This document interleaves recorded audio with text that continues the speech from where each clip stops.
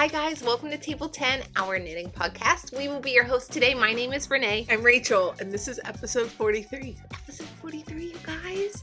Welcome. You have made it to our virtual table online where we hang out and we talk about fiber and knitting and spinning and making stuff and hang out. Yes. Talk about adventures and misadventures. Yes. If it is your first time here, we're so happy to have you. And if you've become a regular with us, welcome back. Yeah. Yes. What? I thought there was a shadow, but I think you were the shadow. You sat back in the light. Oh. It just changed. I want to make sure lights are on. Okay. Hey, we are having a little bit of work done at my house today, so it's possible you will hear men talking because they're painting the hallway right outside this room. It's also possible you will hear dogs barking because they would like to talk to the men painting. They would like to be in the paint, and they're not allowed. Are they going nuts with that? Well, today, okay. The painters were not supposed to paint anything in the basement. So every day I've just been we have a finished basement. We've just been taking the dogs down there and hanging out in the basement. So they've been fine. But they're going to finish a day early. And they asked, did I want some money back? And I was like, actually, no, I want the basement staircase painted. So with your extra day, would you mind? Like, it's already taped. And it's the same color paint. So if you don't have more, we have the paint. But if you could just do that, so my husband doesn't have to do it. They're not going to give you money back for doing a fast job? Yeah, I know. I know. They're excellent. They're really good. But so now they're going to start prepping that today. So there's nowhere to put the dogs except their crates. Oh. Because they can't be in the basement because they're painting the staircase. And they're literally working on all 3 floors of the house today. So they're just like finishing up things. And they're painting the inside of my exterior doors. So I didn't know if they'd have to open the doors or not. And it just seems better to let them stay in their crates. I gave them chewy, stinky sticks. I gave them a treat. They'll be fine. It's just a couple hours. Hey, Rachel and I were debating before we started recording. Do we look pale today? On my computer screen, we look pale. To be fair, it is the dead of winter in Pittsburgh. No, I know. We are pale. No, but like... But we do look extra ghostly. Like, or the light, anyways. Maybe we have to start bronzing ourselves. Oh. I don't usually do that. Yeah, we just look pasty. We do. Maybe this is one of the more blush episodes. Just keep packing on blush. As the episode goes on. The last time we did that, someone commented and said, the first thing that I saw was blush. We were in this room. Yes. That was the last time we were here. Yeah. Okay, what have you been up to? Well, Renee, she left me. She abandoned me this weekend, so I've been up to nothing because no one in my house. My husband had to take our little one to a hockey tournament in Ohio. I stayed here with the older boy. He had a hockey tournament that was local, and he is a preteen, and so he does not like dying to talk to me, really. He loves to play video games, so he played video games. My husband was like hanging out with his friends at a hockey tournament. Renee left. It's just me and the dogs. That's it. That's all I've been doing. Sorry. I had to go on family vacation. I was texting her. I'd text her like 15 things. No responses. And then I'd be like, when are you coming home? Where? And then I send her sad memes of Joey Tribbiani from Friends. That's like our universal meme. So I've been doing nothing. What have you been doing? So we went on a ski trip to a ski resort, which is really lovely. We were there last year. It's called Snowshoe. It's in West Virginia, and it's about 3.5 hours from here. And it feels like a Hallmark town. Like the village of Snowshoe is where we stayed, and all of the accommodations are around like a central like pedestrian mall. Nice. So there's fire pits out there. They'll have live music. They plow all of the snow up into a big mound in the center of the thing that kids just go crazy on, like digging tunnels and climbing up and sliding down.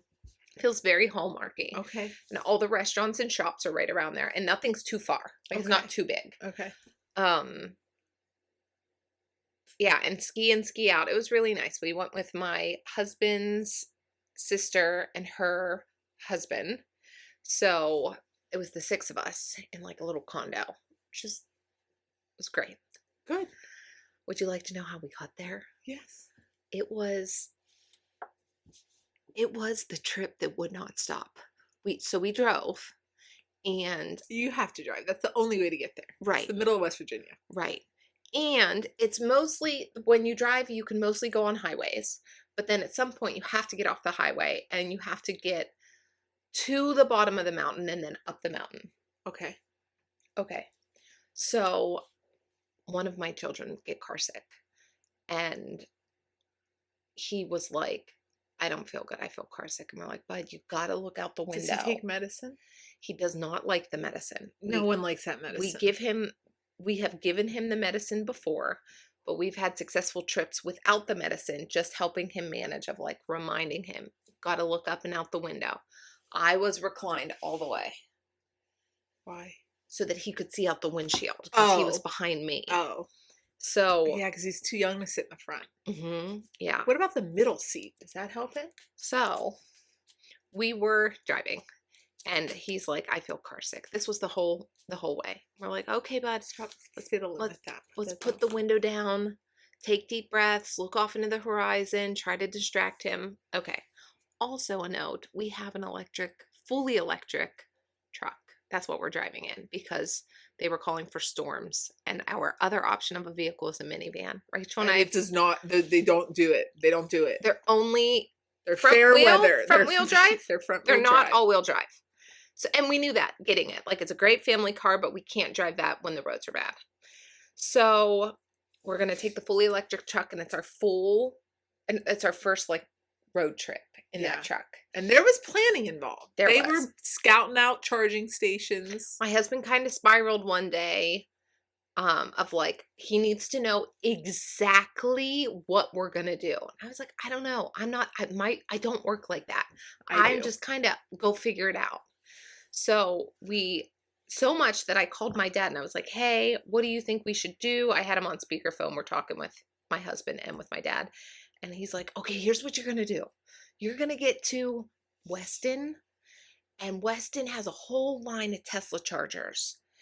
And you're going to get to those superchargers because we have an adapter. We bought an adapter. We already had an adapter from Ford. We went to the Tesla superchargers in this area more than once to test that we could do it, and they worked. Okay. So we are driving, and we're about halfway, a little more than halfway. Okay. In our trip, but we have like 35 miles on the truck left. Okay. Of range. And we get to the Tesla superchargers, and my husband said something interesting getting there. He goes, I don't see them popping up on the Tesla app, because we have to have a Tesla app. The truck's registered, and we tell them like, it's a Ford Lightning, here's, so that they can charge us. Okay. So we get there, and he's like, it's still not pulling up. So there's no way for us to tell the charger, we would like power, please. Turns out some of the chargers are just for Teslas. That's like whether before like all the converters or maybe adapters, they're older, you think? Right? Or Tesla just doesn't want to offer it to other. I don't know what's going on there. There were like 15 superchargers in one Tesla, and we pulled up, and Noah's like, I don't know what to do. So, and the kids are like, I want to say, can I have it? I gotta pee. Because you're at a gas station. And I was like, hey, listen, mommy and daddy are stressed right now. Can you just like be a little less for like 5 minutes while we figure this out? Wait, and in our planning, we went so far as my dad called the gas station, the Sheets in Weston. I called the Sheets in Weston to confirm. Who were you talking to? No, I know, but to confirm that the superchargers were there. They were. Right. They so we did as much as we also, could. They probably just were like, yep, they're there. You're talking to some like 18-year-old. Right. Or we didn't ask clarifying questions. Right. Okay. So now we have maps up, and I start calling people. A Nissan dealer that we have to backtrack. There's a Ford dealer, also have to backtrack. We can't go far enough forward to get power. And my husband's like, what are we going to do? Does AAA come with like a generator? That's what he's asking. Look, we are the my same. husband. We are. What's your boy gonna do? I was like, worst the case, they'll tow us home. I don't know. Oh yeah. Tow me to the charger. And I was like, can I get on a community page and say like SOS, who has a supercharger in their house? I'll pay you good money. Smart. I know. Okay. So I call this lady who puts me on hold forever at a Nissan dealer. I was gonna say who. Okay. And I said, hey, it's showing that you have a supercharger. Can I confirm that you have a supercharger, that it works, that we can come charge any car on that supercharger? On hold forever. Okay. We go. She said yes. Yes, she said yes. Now, I'm looking on my phone and you can see reviews on the superchargers. That one does not get good reviews. And I said to my husband, just so you know, this one does not get great reviews, but it's what our other only one option. is there? There is one 0.8 miles down the road. From you or from From this that bad one? supercharger. Okay.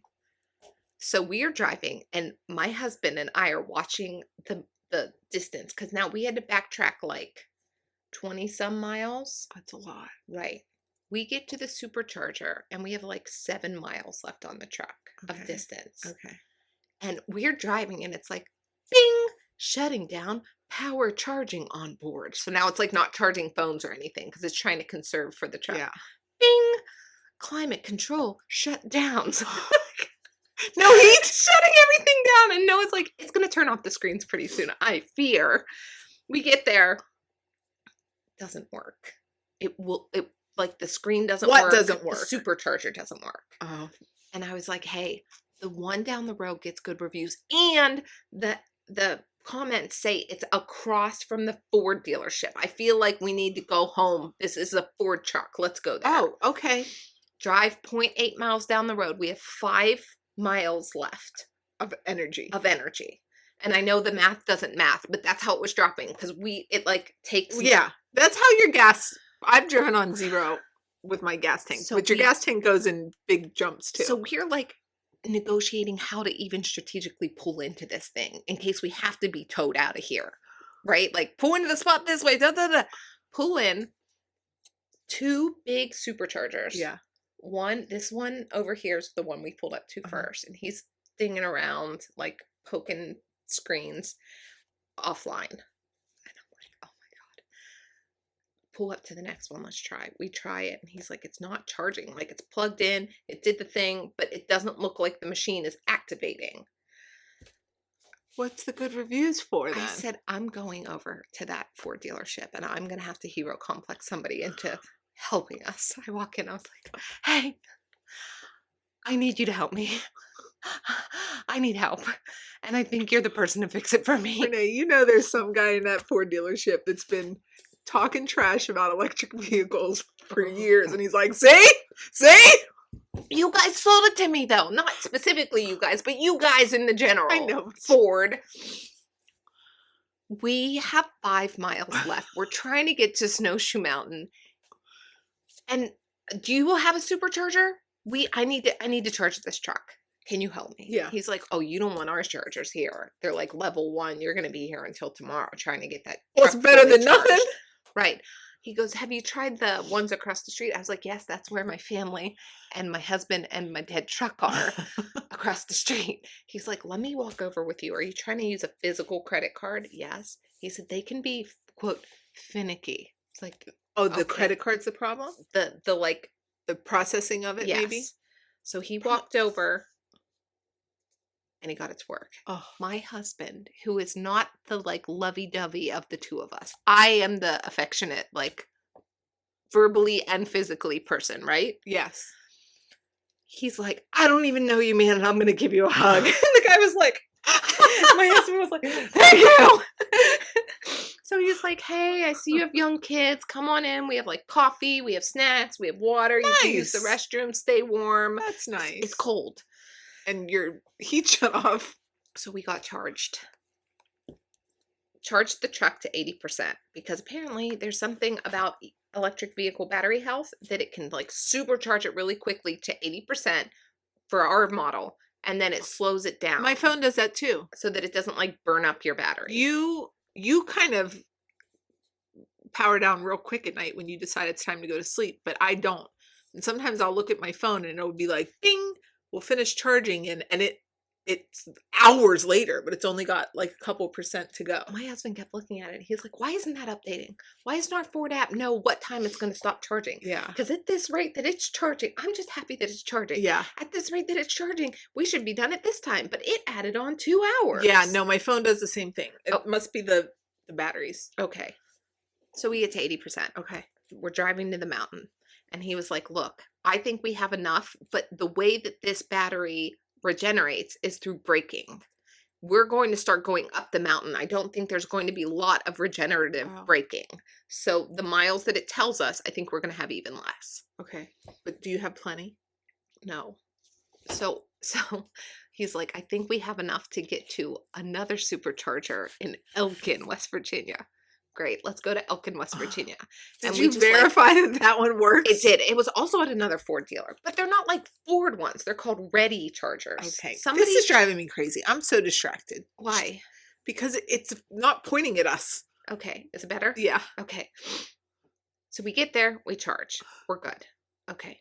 Let's get there, right? Okay. We've been in the car for like 5 hours at this point. With a car sick kid. Is he still sick? Oh, this poor kid. We had to backtrack 25, 30 minutes to go find this charger. Then we have to stop. Did you try the googly glasses We on did. it? Those don't work. Somebody here recommended them to me. Yeah. So we're driving. We're like, okay, we have enough to get to Snowshoe and probably home in case chargers on the mountain are a problem. Okay. That's what he was worried about. He's like, I just want to top this thing off so that we can get there and maybe get back to Elkin if we have to. Okay. So we're driving. It's getting dark. We got in the car at 11. Got in the car at 11. This sounds awful. Okay. This does not sound good. And now SOS. No service. The deeper we get into these mountains. Yeah. So even if we want to look up where supercharger, right, nothing. Right. We have no help. Right. I suspect that's what. Do you want to call a AAA? No help. So my son's like, I feel car sick again. We're like, okay, let me recline again. Open the windows. My daughter puts her hoodie on, puts her headphones on for like warmth, and has her pillow like covering herself up. I'm cold. Now we're also blasting the heat, but it's so cold. Oh yeah. I know, honey. But he's going right out the window. Jackson's sick. Now, it's important to note that we don't let our children eat in this car. It's the new car. They can eat and trash up the minivan all they want. This one, no garbage, no eating, clean car. So now we get off the highway and we're like winding. I have a tendency to get car sick, and I'm like, I don't like this. Let me show you what the road looks like. Here's the road that we're on.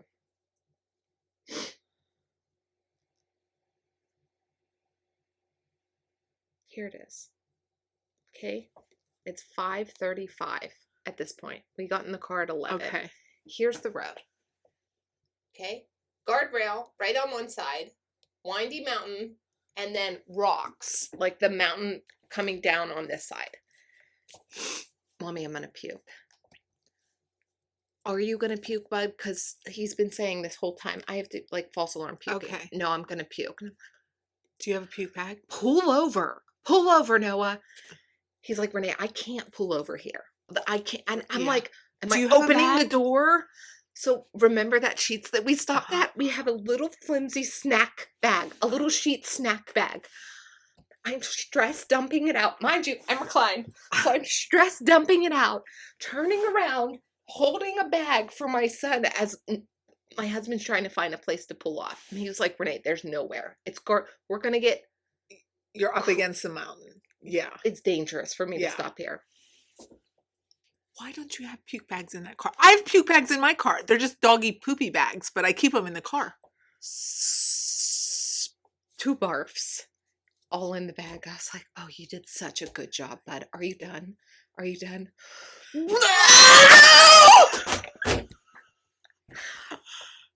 Where'd it go? On my shoulder, on my sleeve, all Were over you wearing his a sweater? iPad, all over my daughter's stuffies, on his everywhere, you guys. This poor kid. I felt so bad for him.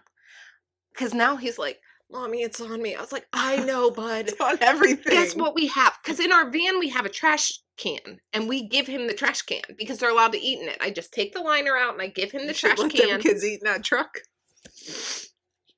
We almost took Rachel's husband's truck on this vacation.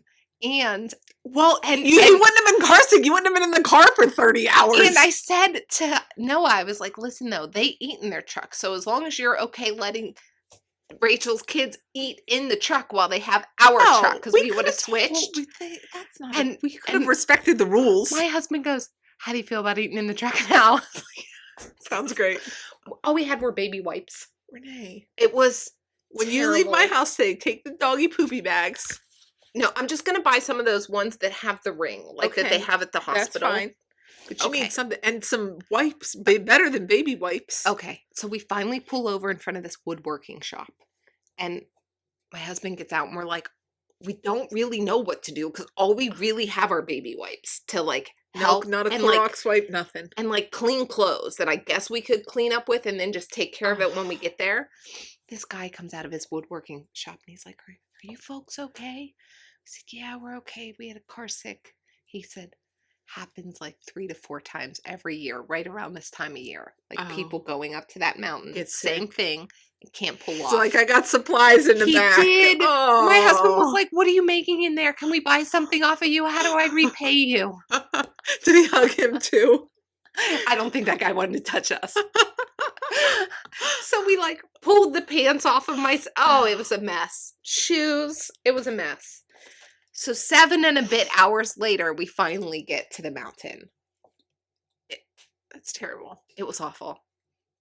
It was awful. And meanwhile, she's getting 10,000 texts from me, probably. Where are you? What are you doing? Why are you responding? I have questions. Hey, and we did give him medicine going home. Yeah. I said, bud, I know you don't like this, but you also can't like puking on yourself. Right. Or like feeling that uncomfortable. Yeah. But I think he still feels uncomfortable with that medicine. It's just different uncomfortable. It's just not letting, I don't know what it's doing. I don't know what receptors it acts on, but he looked like a drugged out zombie. Yeah, all it the does way make home. you all. He was like barely talking. I was like, I'm sorry, bud. I know. Have you asked the doctor? They got something better? I'm going to talk to them, because so much so that my husband is like, I don't think this is the trip for us next year. Let's fly somewhere. Yeah. Oh, poor bud. That stinks. So gross. We got to the mountain, and once his feet were on solid ground, he was a happy camper. Good. Lots of hot tubbing, lots of swimming, indoor and outdoor, like heated pools. That was cool. And skiing. It was cold. It was so cold. I told my husband, this is not the kind of weather I ski in. I need it like in the 30s. I need to stop in this. Renee it was like, she sent me a thing. It said, felt like 2 degrees. Only 2. Yeah. Yeah. Fahrenheit. And the village is on top of the mountain. So it's whipping wind up there. Yeah. So I packed my Oslo hat and this. I packed my Plump It Up. I am obsessed with this thing now. It protected me so well. It's so thick, and it's got the Surrey. And I would wrap this around myself and then like kind of be up in it when we were walking to like dinner and shopping and all of that stuff. And I was so comfortable. Yeah. Really. If you are going to be in inclement weather, go make one of these. That's what I have to say. It was so warm. Do I want to make one now? Yes. I wanted you to. Want to make one. I didn't. Well, I wanted to, then I used the yarn. That's the problem. I need 2 skeins of plump. Because. Maybe only 1 skein of plump. How much plump do you use in that thing? Do you need 2 full skeins? You do. Yeah. I need more plump. Nothing was getting through this.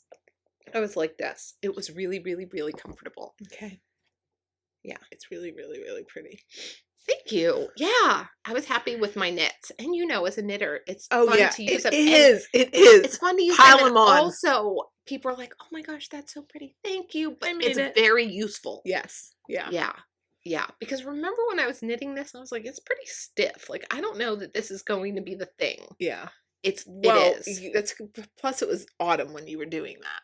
It's the thing in January. It was so nice. And when you're tucked all up in it, it smells like woolly, which is also nice. Yeah. Yeah. That was our That sounds awful. Hey, the trip honestly. home was much more successful though. Good. We knew where the chargers were. We medicated my son. It's just like over the counter medicine Yeah. stuff. Yeah.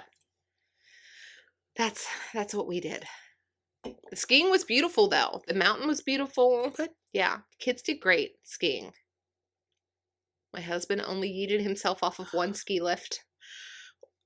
You literally found the male version of me. I don't know where you found him. I eat myself off ski lifts Hey, too. there was one lift that getting close to the top of it in the woods, there was one ski pole, just it dropped obviously off the lift and just like whoop, straight up and down. And every time we passed it, I was like, man, I can't look at that and not think of Rachel. I know. I used to sit on one of my favorite things to do. Well, first of all, here's how I fall off the ski lifts. I don't know, maybe you're not skiers, but the lifts come down the mountain. It's on a cable and the chair like swings around and you stand there and you wait. And when the chair comes, you sit down. Well, about the time that the chair is going to get there, I start to panic. And I've done this a gajillion times in my life, but I'll start to panic about it and I'll sit down at the wrong time and it kind of like drags me off. And then when you leave the platform, I bloop right off the platform. That's how I fall. I've never actually fallen from a distance. It's always getting on or off the thing. Sometimes I also don't stand up at the right time and I have to like kind of like jump off at the last minute. Okay, so But wait, also, I like to bang my skis together because I don't want snow on them. why? Because my dad chews tobacco and he'd spit on the snow on my skis and it'd be gross. So I would bang them. And then you bang them together, sometimes they fall off. Now you really are in trouble at the top of the mountain because you got a one-legged ski off that thing. So on the second day of skiing, I was like, here's what we're going to do. I'm paired up with my daughter. My husband and his sister are paired up together. And my brother-in-law and my oldest. Renee, it's been half an hour. We haven't talked about knitting once. Well, I haven't seen you. Okay, my oldest and my brother-in-law are paired up because my brother-in-law and myself are the better skiers of that group. Okay. We are very comfortable skiers. My husband and his sister learned to ski as adults. Okay. Brother-in-law and I have been skiing since children. So he has a kid, I have a kid, and I said, listen, the kids are getting frustrated having to wait for the group. So I am going to ski at a pace with this kid. My husband, you stay with your sister, and brother-in-law and my other kid, you stay together. Okay. So we're going to do 1 to 2 Buddy runs, system. and we're going to meet up here. Okay.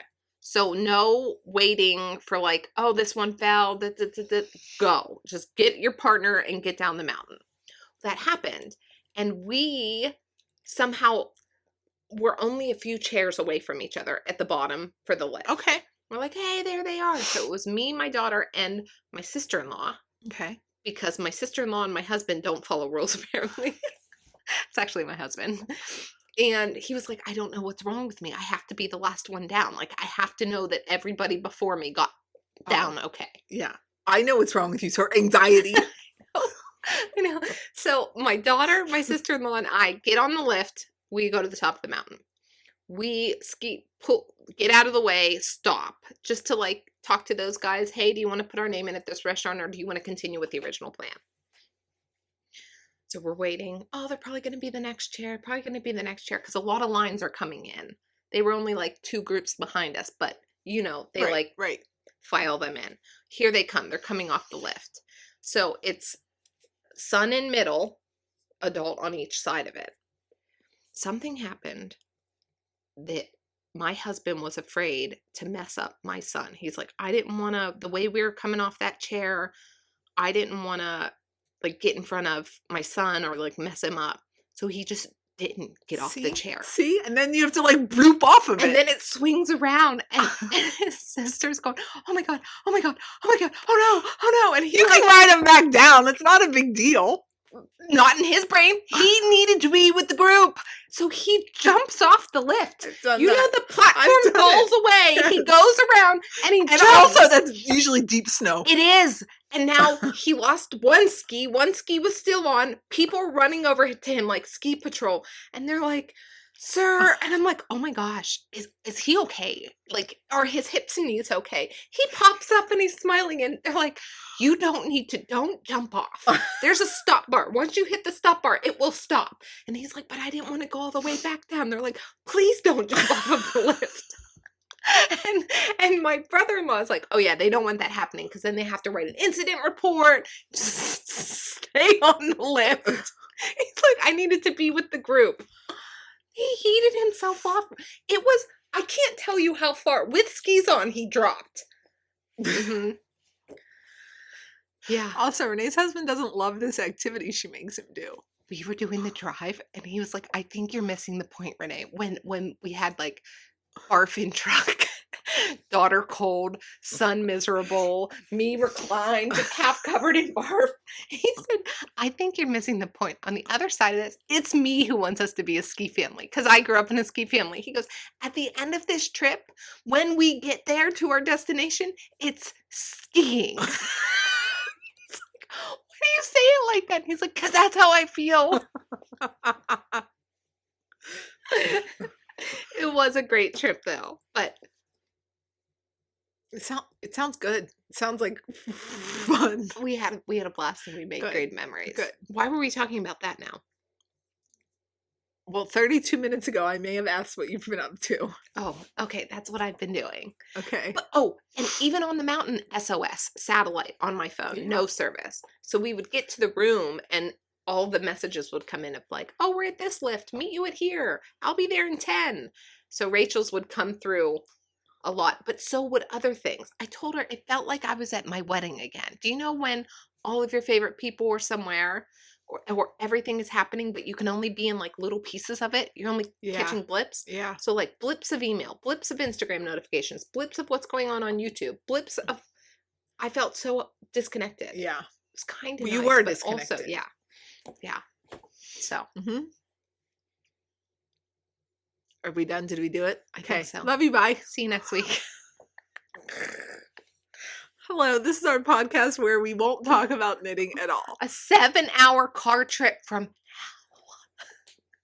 hell. Okay. What are you wearing? I'm wearing my autumn pullover. I finished this month. It's a pattern by Ozetta. I think it might be her newest pattern still. It's drop shoulder. It's beautiful. I think it's listed as an Aran weight. I'd knit it in a worsted weight yarn. This is Bare Naked Wool's Targhee Tango worsted in the color Argentine. It's got the double folded collar, drop shoulder. I didn't knit it incredibly oversized. I'm all last year I knit pretty oversized sweaters. Yes. So I thought because like I would consider this a basic. Yes. A wardrobe basic. Yes. So I wanted it to be something that I would wear more with like jeans or pants that aren't stretchy. Yeah. Do you know what I mean? Yes. So it hits like right at my hip and I love it. It's this color of yarn. I know it doesn't even look like a color, I but know. it's so pretty.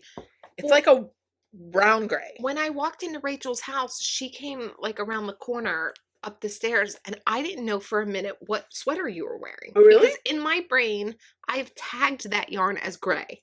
Yeah, but it's not really. It's not. You're right with the brown gray. Yeah, it's like brown gray. It's a naturally colored wool.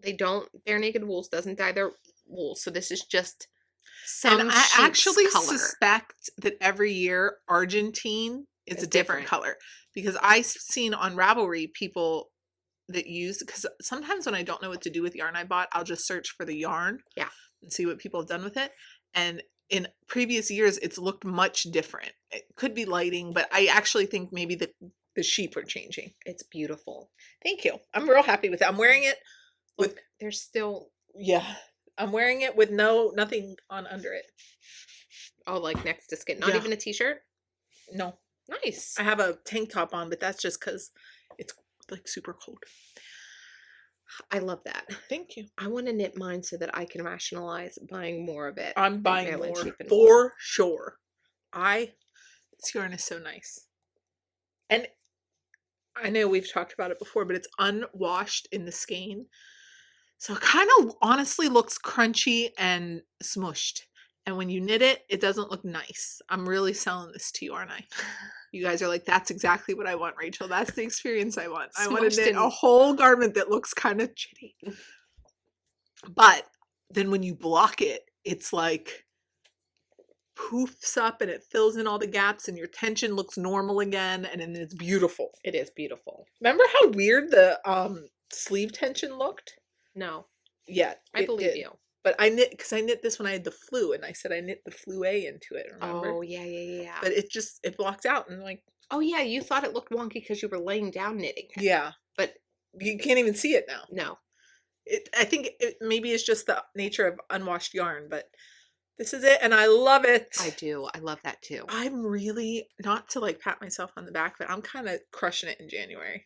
Good. The gib fits exactly how I wanted it to fit. This fits exactly how a sweater takes a significant amount of time. And then when it's done and it's not perfect, you're like, oh, what did I do all that for? Right. But this month, been really happy. Good. I love that. Thanks. I love that journey for you. Thank you. Well, watch February come. It's going to be awful. You wait. Okay. What are you wearing? I am wearing my Monday sweater. This is a pattern by Petite knit. This was also knit to be just a basic staple in my closet. It's more classically fit, and I think one of the modifications I made was cutting this ribbing at the bottom shorter just because I didn't want it to be super long. It is knit out of 2 strands of Knitting for Olive Merino held together for the entire project. They are marzipan and oatmeal. Yeah. Marzipan and oatmeal or cream and oatmeal? No, I think it's marzipan and oatmeal. It's in my Ravelry page. This one, I love it. I put it on today again, and I just think I really like the length of the ribbing on your cuffs. yeah, It's long. I think It's a lot of ribbing. I think the body was supposed to have longer ribbing too, and I ended up cutting that short because. Yeah. Yeah, I like it. I like this one a lot, and I get a ton of use out of it, and it is next to skin soft. Yeah. It's very comfortable. Nice. Then this is my Plump It Up by Max Sincere. I knit this with Odang DK from Farmer's Daughter Fiber. That is the fluff. The colorway is called the Lonely Bull. And then I use Spin Cycle Plump for the color changing yarn in Slow Burn, which is the shop exclusive colorway for Farmer's Daughter Fiber. We bought so pretty. Bought the Plump when we were in Montana at the shop, and then I came home and bought the Lonely Bull. Yeah. So a good chunk of us bought the yarn to make that project. I did buy yarn to make that project, but then I made my Manhattan hat out of that yarn. So if I'm gonna knit that shawl, I need more. It's very cozy. Maybe someone will sell it to me when we go to New York. What? Plump. In what colorway? Who cares? Something pretty. Okay. I didn't know if you. Yeah, I was being too Rachel. literal. You're being real Rachel about that. That's what I'm wearing today. Okay. Finishes. What have you finished? I have finished these. Those look so pretty. I know, and look at that. So these are pair of socks knit in the Advent from a Cozy Knitter. They were all done except the heel. I hadn't put the heels in. So I did that. I put the heels in because I was trying to be a monogamous knitter, and at some point I was just exhausted with it. So I was like, this will take my mind off of my monogamous knitting for an afternoon. So now they're done. Yay. I did kind of mess them up.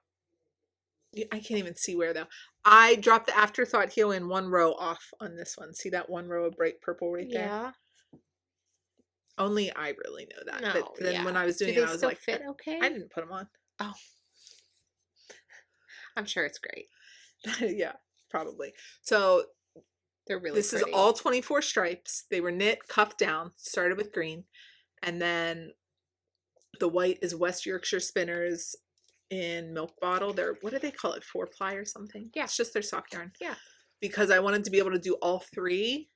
And the mini that came with the set was only 20 grams, and I can't do that in 20 grams. So but it was like almost the exact same color, so I subbed it out. But now these are done. Since they were finished in January, they count as one of my 12 pairs of socks for the year. Hey, Look at me. Look at you. Look at me. Okay.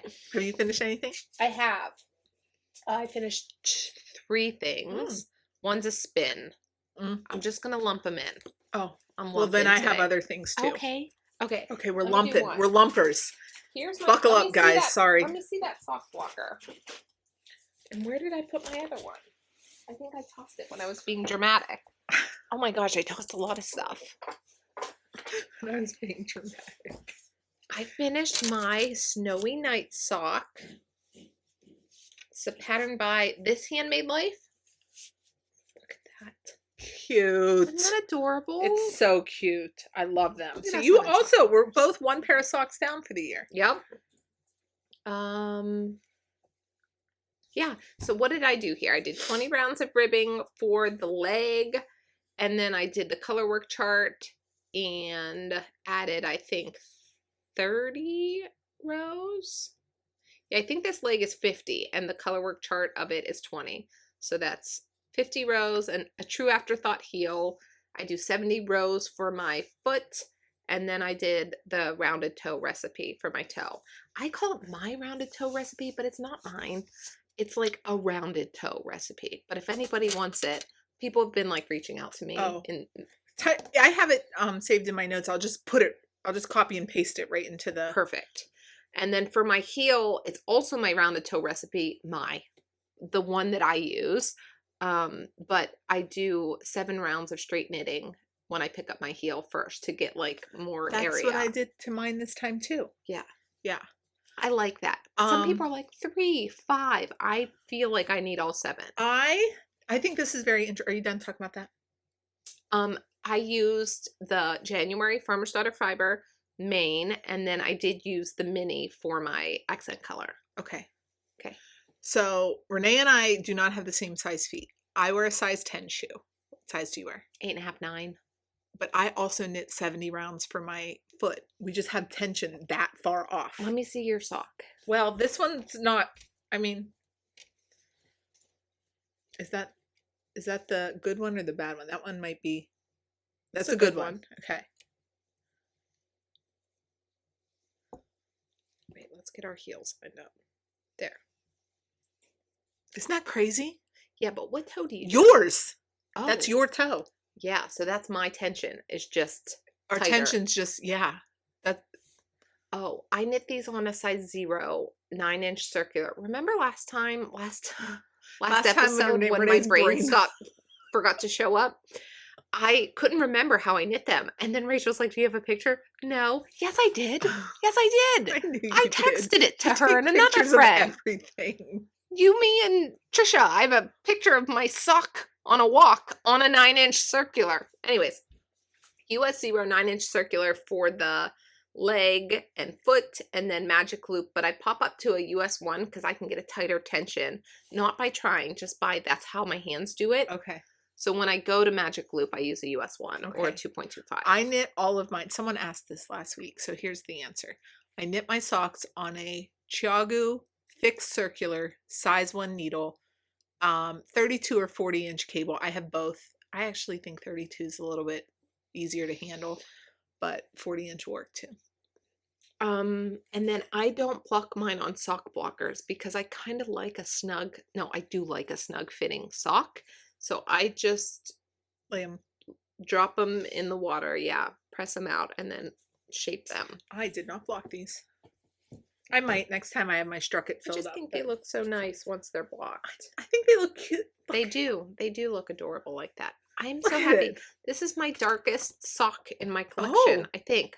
I have a gray one too, but these are like saturated. They are. That's a gorgeous Snowy blue. night. What a pretty color. And I romanticize wearing these around the ski condo. You didn't put those on your feet, I didn't, because I wanted to keep them pretty for the podcast.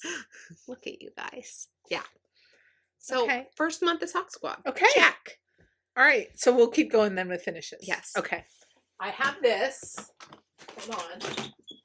Oh, geez. You really got to dig for her. Rachel, it's gorgeous. Done. Love it.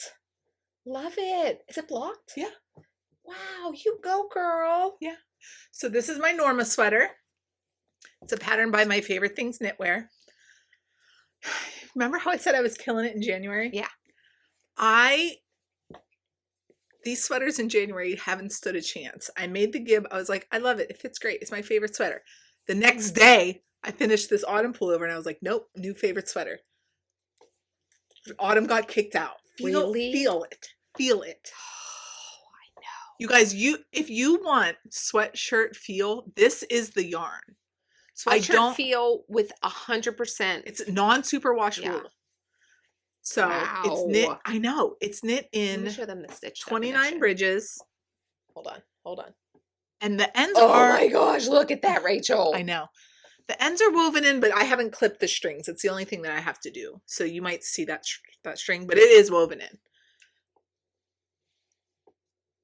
Let me tell you how I knit this so fast. I told Renee, anxiety is really fueling me because I was convinced I was running out of that blue yarn. So we need more of this yarn too. We do. Look at it. I don't even know if I'll make it to Maryland before I'm placing an order for more of this yarn. Wow. Okay, tell them about it. So it's a pattern by the yarn is 29 bridges. The base is called Bloom. It's a DK weight, non-superwash, Columbia Targhee Ramble, I think. US sourced and spun. It's traceable. It's non-mulesing or whatever that word is. That I don't even know what they do, but I think it's bad. So anyhow, the yarn is not bad. The yarn is excellent. This color is Timber. It's a dark, dark brown. Yeah. Then the caramel color. Okay, is Bourbon. And then what is this very light blue? I don't know. I don't remember either. You said it on the last podcast. I did. I'll have to look for it. But you have it in your Ravelry page? No, not yet, because I can't ever remember what this color blue is. Okay. But as soon as I see it, I'll know, so I can just look on the website. Okay. The pattern was a little bit of a struggle. I talked about that last week. It's doable. And honestly, I got some messages from people saying, I love written out instructions. And I love that. If you love written out instructions, this is the pattern for you. But it's just a lot. It's a lot of words. She is basically writing out the color work sequence word for word. And so it did cause me a little bit of trouble at the beginning. But as soon as I got through maybe like one repeat of the raglans, then I did understand what she was doing. Is it that color? No, it's not dyed in bloom. You have to just go look for it on like Go To Sock. And I think it's on the last page. Okay. I think maybe she dyed this color in bloom special for me. Okay, got you. I'm going. So, and the instructions are grouped well so that once you understand what you're doing, then it says repeat that this many times, you're good.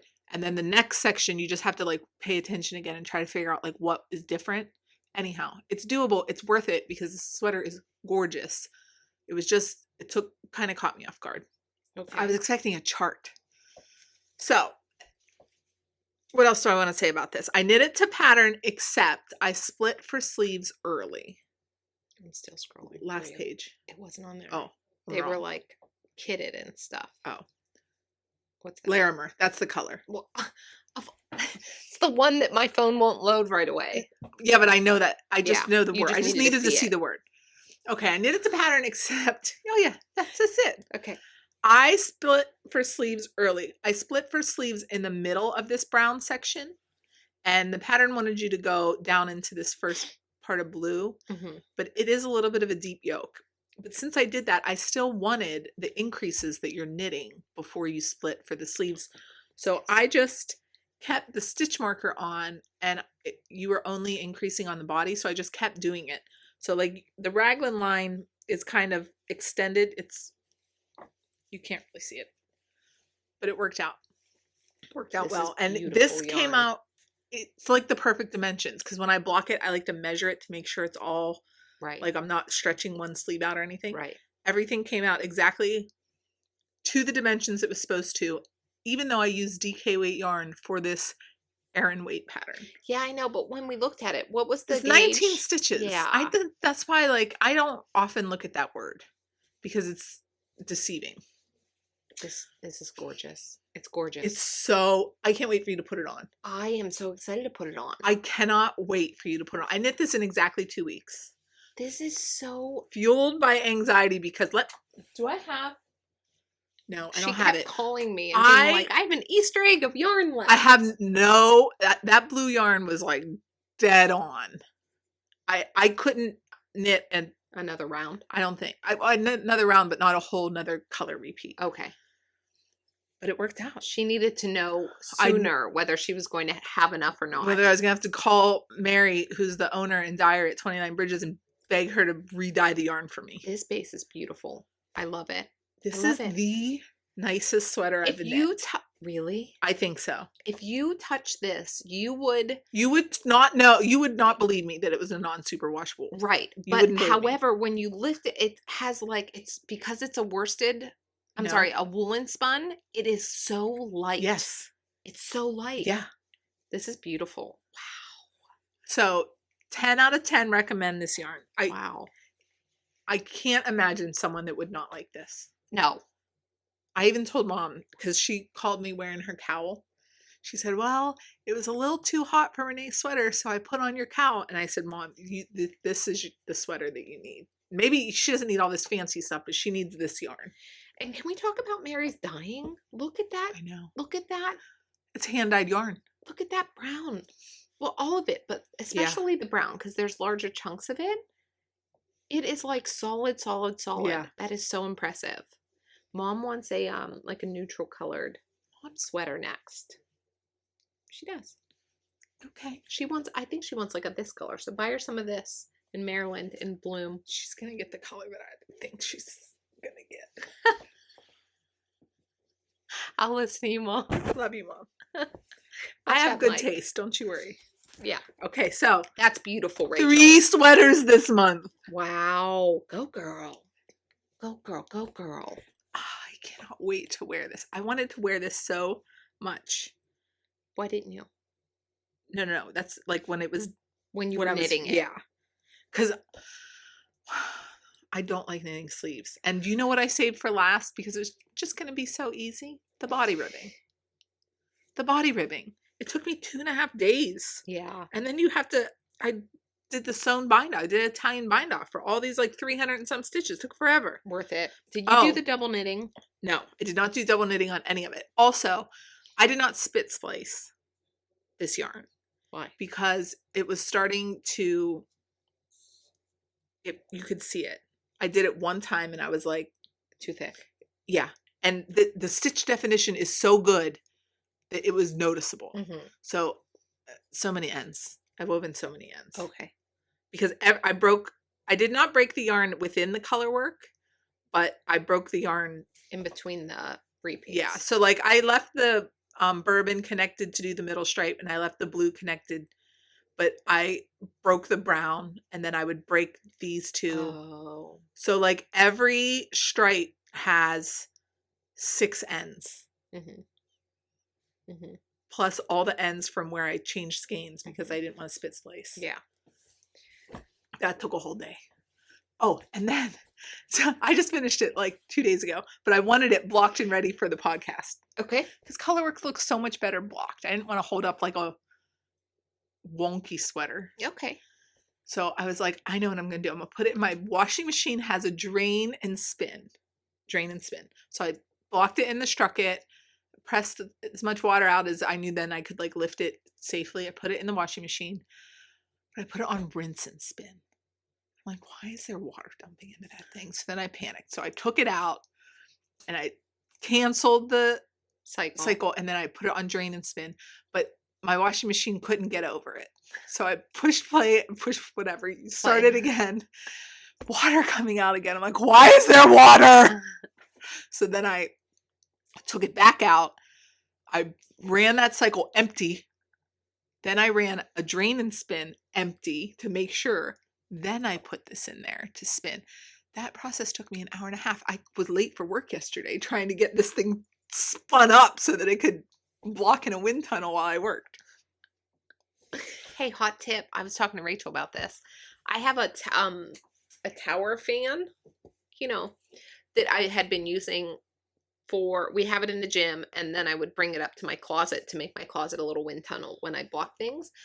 And one day I was like, no, I want something to dry super fast. So I'm also going to grab this box fan that my kids have for like an inflatable fort that they use sometimes. Like the box fan blows it up.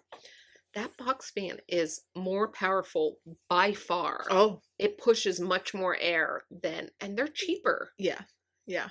Yeah, it's a bigger fan. I Yeah. get it, but I didn't realize how much until I had both. Yeah. So now my go-to is that box fan. Okay.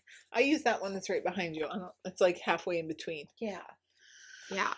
And I shut my closet door so that the air just keeps extra circulating. Okay. I think. So it doesn't just blow past it. It's like a little tornado in there.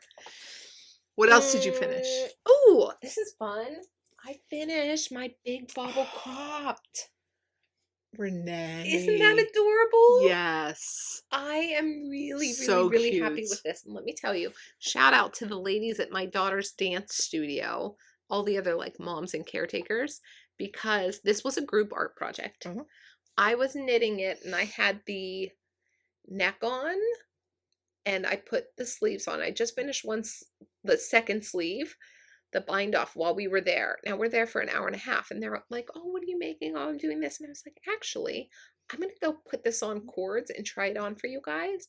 And then you have to tell me if, so I was at this repeat, I had these baubles on, if I should put another repeat of baubles on, which would grow it a little over an inch, and then put the ribbing on, or if I should put the ribbing on now. Okay. And like we talked through it, all of the different ways, and they voted put the ribbing on now. Are you happy with it? I am. Good. I really am. I'm excited. I want to wear this in New York. Yeah.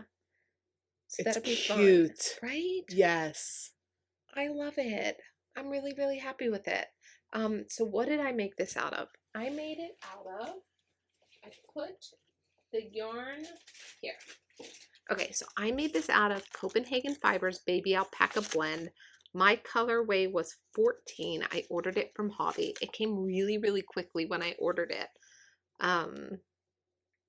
It is 50% alpaca, 35% cotton, 15% wool. It is a blown yarn, so it's blown through the cotton chainette. I thought that I was ordering cream online because the colorway, they have like a creamy oatmeal that looked too cool. And then on screen, I thought this was like a warmer cream. Really? Yes. But when it came, I was like, oh, that's like ballerina slipper pink, which actually I was happy with. But it was a surprise. Like, I think it's the perfect pinker. color. I know. I think it would be less cute cream.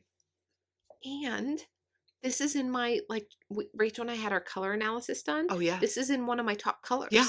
So I was like, perfect. I wasn't even trying, but I can check one of those off. Nice. Yeah. Okay. This was supposed to be a quick knit. However, we got the flu while I was knitting this. And then we had the holidays and guests. So this ended up being on my needles for a long time. Yeah. But it's done and I'm so happy with it. It looks good. It's so good. I have a little less than a ball of yarn left. Because remember, I wanted Did you have enough yarn to make another repeat if you wanted to? Yeah. Okay. Yeah. Wait, is this the pattern or is it shorter or longer? It's longer. Yeah. It's longer than the pattern? It's like she says go to this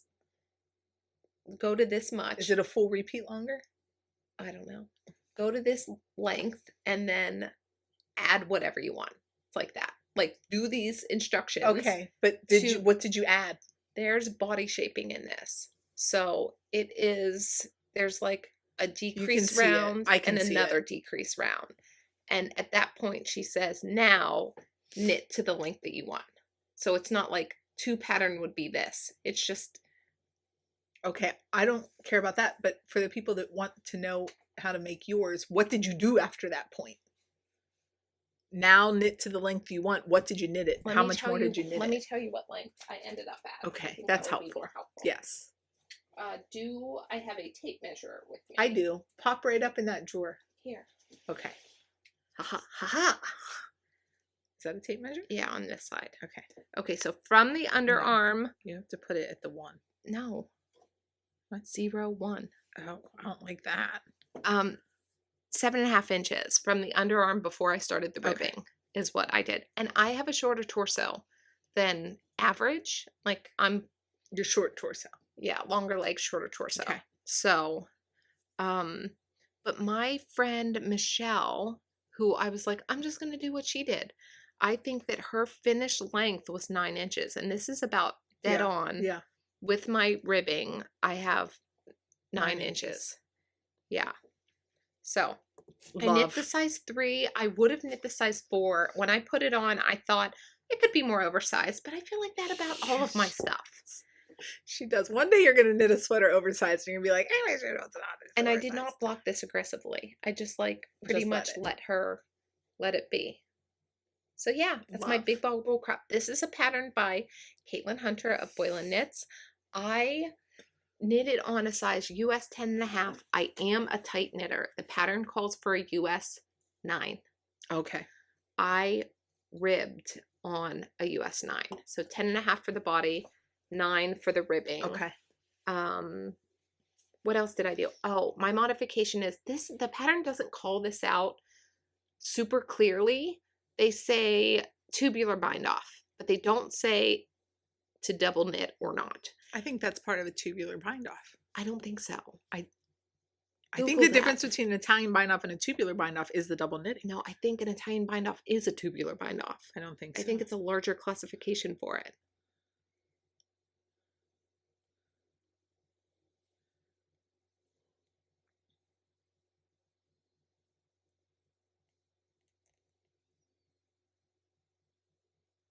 Read it for them. It says the Italian bind off is a stretchy sewn finish for ribbing, often called the tubular bind off, while a true tubular bind off or sewn bind off involves 2 preparatory rows of double knitting to create a tube for extra structure and polish before grafting. But the Italian bind off is called a tubular bind off. Yeah, but I don't think that's right. Okay. So true tubular bind off. 2 rounds of double knitting for the arms and the body. The other thing that I did here, I believe that this neckline is cast off and then knit down. Because it's a double folded, I just knit them together. I didn't want to cast off and then have to do an extra step. So I just folded it and knit off and bound off together.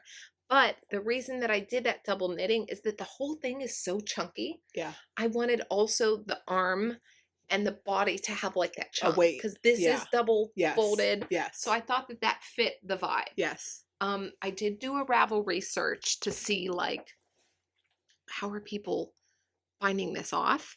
And I found some that had that chunkier looking arm. Yes. And they did put in their notes, double knit before bind off. So I was like, that's great. That's very good. That is very helpful. Yeah. I'm really happy with it. Really, really happy. I forgot to say, I changed the neck of my Norma. It's like a huge turtleneck in the pattern. Oh. I started a long tail without the neck. I used the stitch count, but I just cast on long tail, went into the pattern, and then went back and picked up 1 stitch in every same, like 1 for 1, and I knit. It's not double folded. It's just knit, and then I Italian bind it off. There's good notes on Ravelry by a Ravelry user that hold on, I forget. She has good notes for it, and I just followed her instructions. Norma sweater by JRTNBC. It's a dark, go look for this project page. She'll tell you how to do it. About this yarn, it is so soft and so comfortable. 0 itch factor. Okay. Next to skin. I don't want to wear anything with this. Like right up against my neck. It is really, really, really comfortable. Good. I thought Camerose Snuff Nug was comfortable. This is better. This is softer to me, to my skin. Awesome. So, Copenhagen Fibers Baby Alpaca Blend. Okay. Yeah, I'm really happy about that because alpaca can go either way for me, I'm finding. Okay. It can either be Yeah. like this really, really soft, Yeah. this really soft, I think or alpaca has hair, and so like you got to get that hair out of there. the guard I hairs. think. Okay. Because I tried alpaca Fogatrot, Oh, we remember. and that was not a It was winner for bad. me. Yeah. Even my friend who likes alpaca, I was like, I'll give this to you. It's already started. And she was like, that's not for me. So highly recommend this one. Okay. Look, and it almost goes with the Lonely Bull. It's a vibe. Yeah. It is. Okay. Okay, we're doing finishes. Okay, I have 2 spins to talk about. Okay. I'll talk about this one first.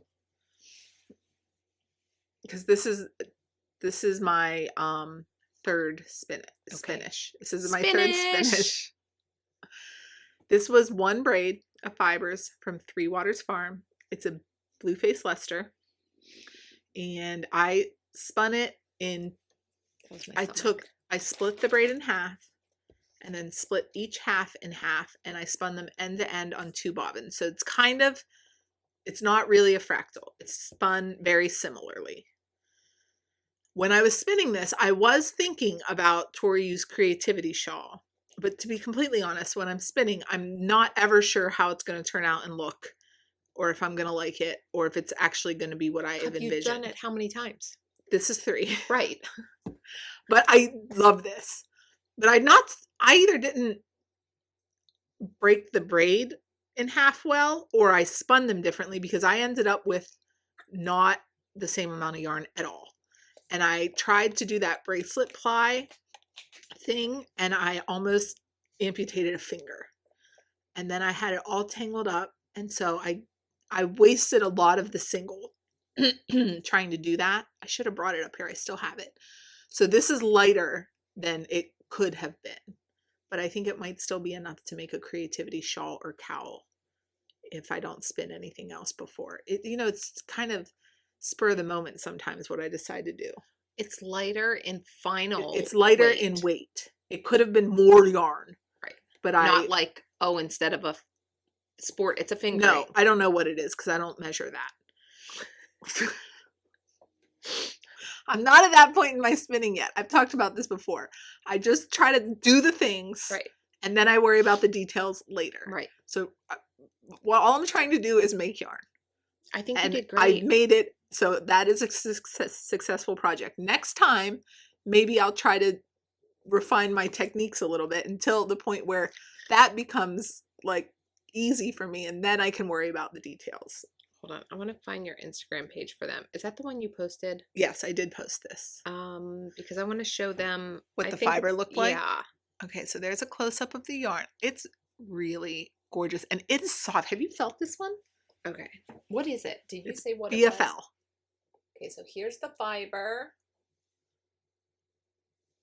And then here's our singles. Oh, you guys, I almost lost that middle finger. I couldn't even get it off. My whole hand was like this. Like a little crab. Why did you crank it down so hard? I wasn't trying to, but the singles are a little bit like energized. Because I don't wait. God forbid I wait. Did this all in one day. I wasn't waiting for anything. So to get them to not start twirling up on each other, I had to put a little bit of tension in it. But then a little bit of tension after like 50 wraps is a lot. Look how pretty that is, Rachel. I am very happy with that. You should be. Yeah. These are different, but they're like same, different. Yeah. Orange, blue, purple, pink. Yeah. Yeah. Mm-hmm. I definitely do have a vibe. Yeah. I'll show you something that's so far out of my vibe next after Renee shows you something. Okay. All right, let me show you my finished yarn. Oh, this is fun. Okay, so once upon a time when I started spinning, 2 short months ago, I spun a bobbin of singles, and I think I actually have a picture of it. Do I? I do. I took it for you guys. Look for a bobbin of singles. What color? It was before I started spinning that, I think. It's gonna be that purple. This color. It's going to be this color. Oh. When did Isn't I that finish that? first? Remember when I was like, oh no. Wait, I don't think it was before. I think it was after. Okay, you might be right. I think it's after this. After this After one? your 3. I think you were clearing stuff off. Keep going. Oh no, it's when I was paused in that spin. I didn't know what to do. Okay. So it's before this. Yeah. You sure you took that picture? There. Oh! Okay. So I had a bobbin. Thanks for hanging in with us through that. I had a bobbin of singles, and once I did it, I spun another bobbin of singles. Is this not was your my first bobbin? Yes. First bobbin ever. And when I spun my second bobbin, I was like, those aren't the same. I've improved so much from that first bobbin that I don't want to ply those together. So I made my first finished spin ever. But this was my first bobbin of singles that's just been hanging out in my closet. And I was like, I'll deal with that one day. I don't know what I'm going to do with that. What I tried to do, here's what it looked like. So what I tried to do was spin it back onto another bobbin and fix the single to like thin it out to respin that single. It was working, but that wasn't fun. It wasn't fun. It was a lot of stopping and starting, and I was like, no. What I'm actually going to do is I'm just going to ply these together. So I'm going to spin this onto half a bobbin. Okay. Like spin half of it onto an empty bobbin, and then I'm going to ply those together. Okay. That's what I did. And those guys are vacuuming my carpet. They are so good. They're painters. And their shoes are off. They brought house shoes to wear. Oh, they brought so like cute. Slippers and Crocs to wear only in the house. We are shoes off houses. Mm-hmm. And yeah, they leave their little house shoes by all their stuff every night. That's cute. Okay, so here it is. That's my first single. It's cute. Look at. I love it. I don't think I'll ever knit with this. I just want it as like a memorial to the beginner spinner that I was. So this is one of my finished yarns. There are better spots of it, but like, look at that. Look at that. But it is yarn. It is. And I was really happy to reclaim that bobbin and then to like have this of here's the starting point. What is this? This is Yarn Jam Shanico. Thrifted is the colorway, and it's really pretty. It's really pretty. Even spun like that, it's gorgeous. Spun like that. So it's like pale pinks, a little shot of like caramelly browns, and that blue. Is very pretty. I know. I would rebuy this colorway and spin it properly. And it's so soft. Yeah. I forgot how soft that fiber is.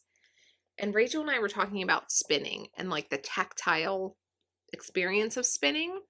And there are creamy yarns. That's the best way that we can, they're creamy fibers. Best way I can describe it. So that when you like ply them and like draft. It's creamy. When you draft, not ply. This word sounds so weird. But it is. It feels, it's very. Sometimes it's like scratchy. Like it feels like the fibers are scratching together. Yes. This is creamy. Creamy, and creamy is good. In scratchy is not bad, but it's not creamy.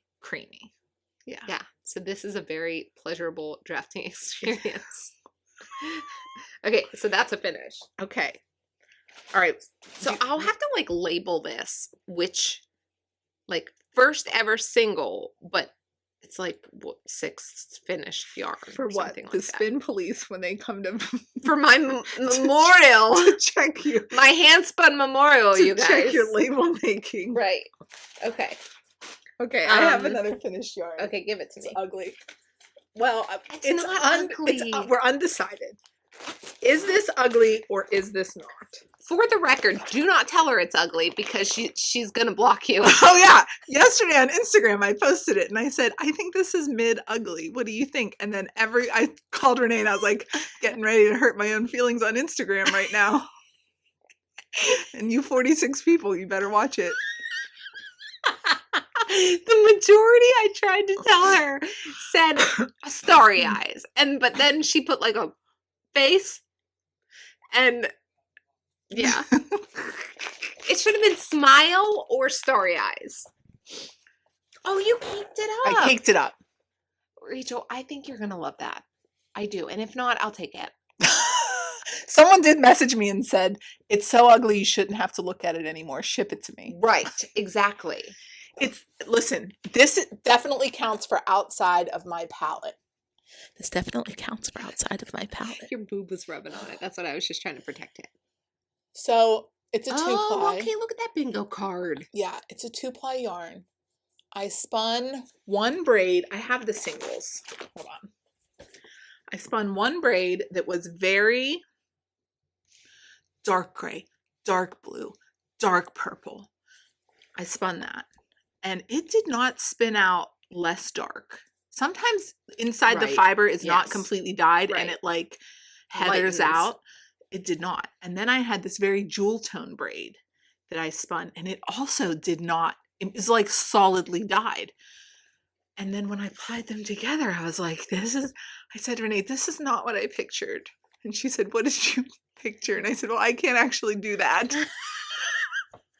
Because my brain doesn't make pictures. But what I was like imagining, that's not it.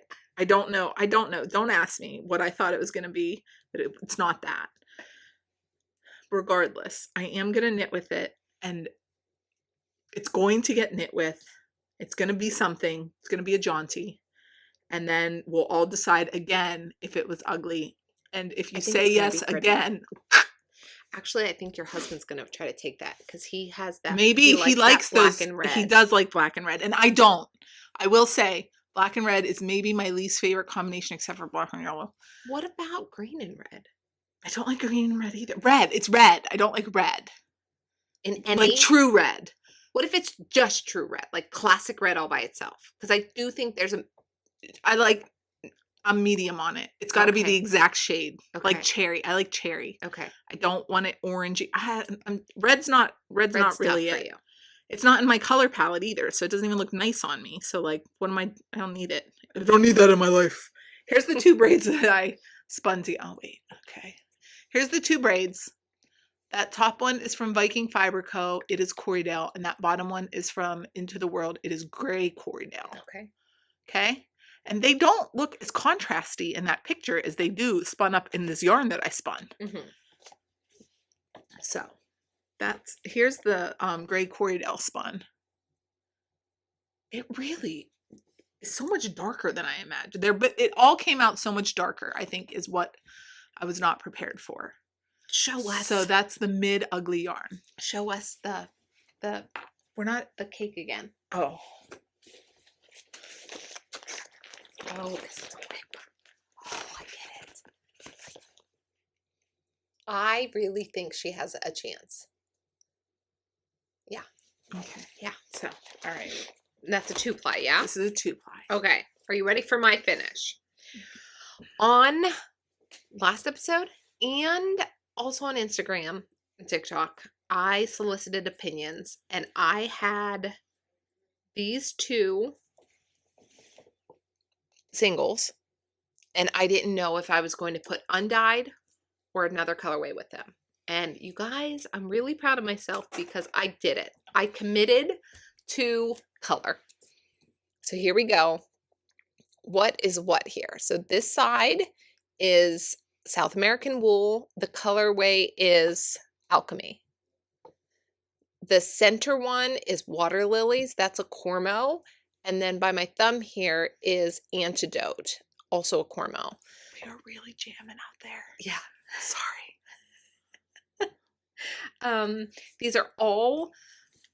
This is all fiber from Nest Colorways, Nest Fiber Club. Nest Fiber Club. Thank you. You know when you say something and you're like, that's not right? Oh, all the time. What did I say? I caught it on the last podcast, but you didn't even catch it. What did I call it? I said something real silly. I like spoonerismed the words. You know when you take the beginning of the second word and flip-flop it with the first? Yeah. I can't remember what it was. Anyways, okay. So I committed to the color. That was my challenge because I usually don't. But I was really inspired by Andrea Mowry's Jaunty. She has like a pinkish one and a bluish one. And both of them, I was like, oh, I just like all that color. It's fun. I want one of those. Fun. So, and this is my first 3-ply ever. And remember when I was like, see this first bobbin last episode? I didn't think that I spun the first bobbin as well. Uh-huh. I did a really good job. Good. When I was plying up these 3 singles, they were very consistent. For a beginner spinner. Yeah. I was very impressed with myself. So Whip that thing out. Here's my finished yarn. Isn't that pretty? It's gorgeous. Let's see. Is it getting blown out? That's No, a little better, right? I think it's good. Guys, look how pretty that Gorgeous, is. Renee. I'm tickled. I am tickled pink and orange and blue over this. It's beautiful. And this is the nicest of the 2 yarns that I've made that I've knit with. This one by far better than my previous Jaunty. Okay. You wait until you feel this. Okay. It's like bouncy. It's not overspun. I don't have the ropey bits. I think in the whole Jaunty that I've knit so far, I have like 2 tiny little ropey spots. Okay. But the rest of it is just I'm getting better, you guys. It's beautiful. Thank you. Look at us. Look at us. Wait, where's your other one? This one? No, the darker one. The purple one? Look. We could fade. We could. Wait. No. Those like two- that. Get it together, lady. We could fade those. They're beautiful. Right? Yeah. Okay.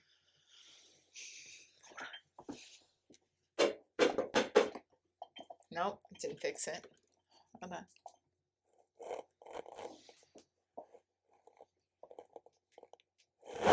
That's warm. That's not right. That's better. Okay. I think, right? I don't know. Now I can't see anything because we looked I straight know, at it. I know.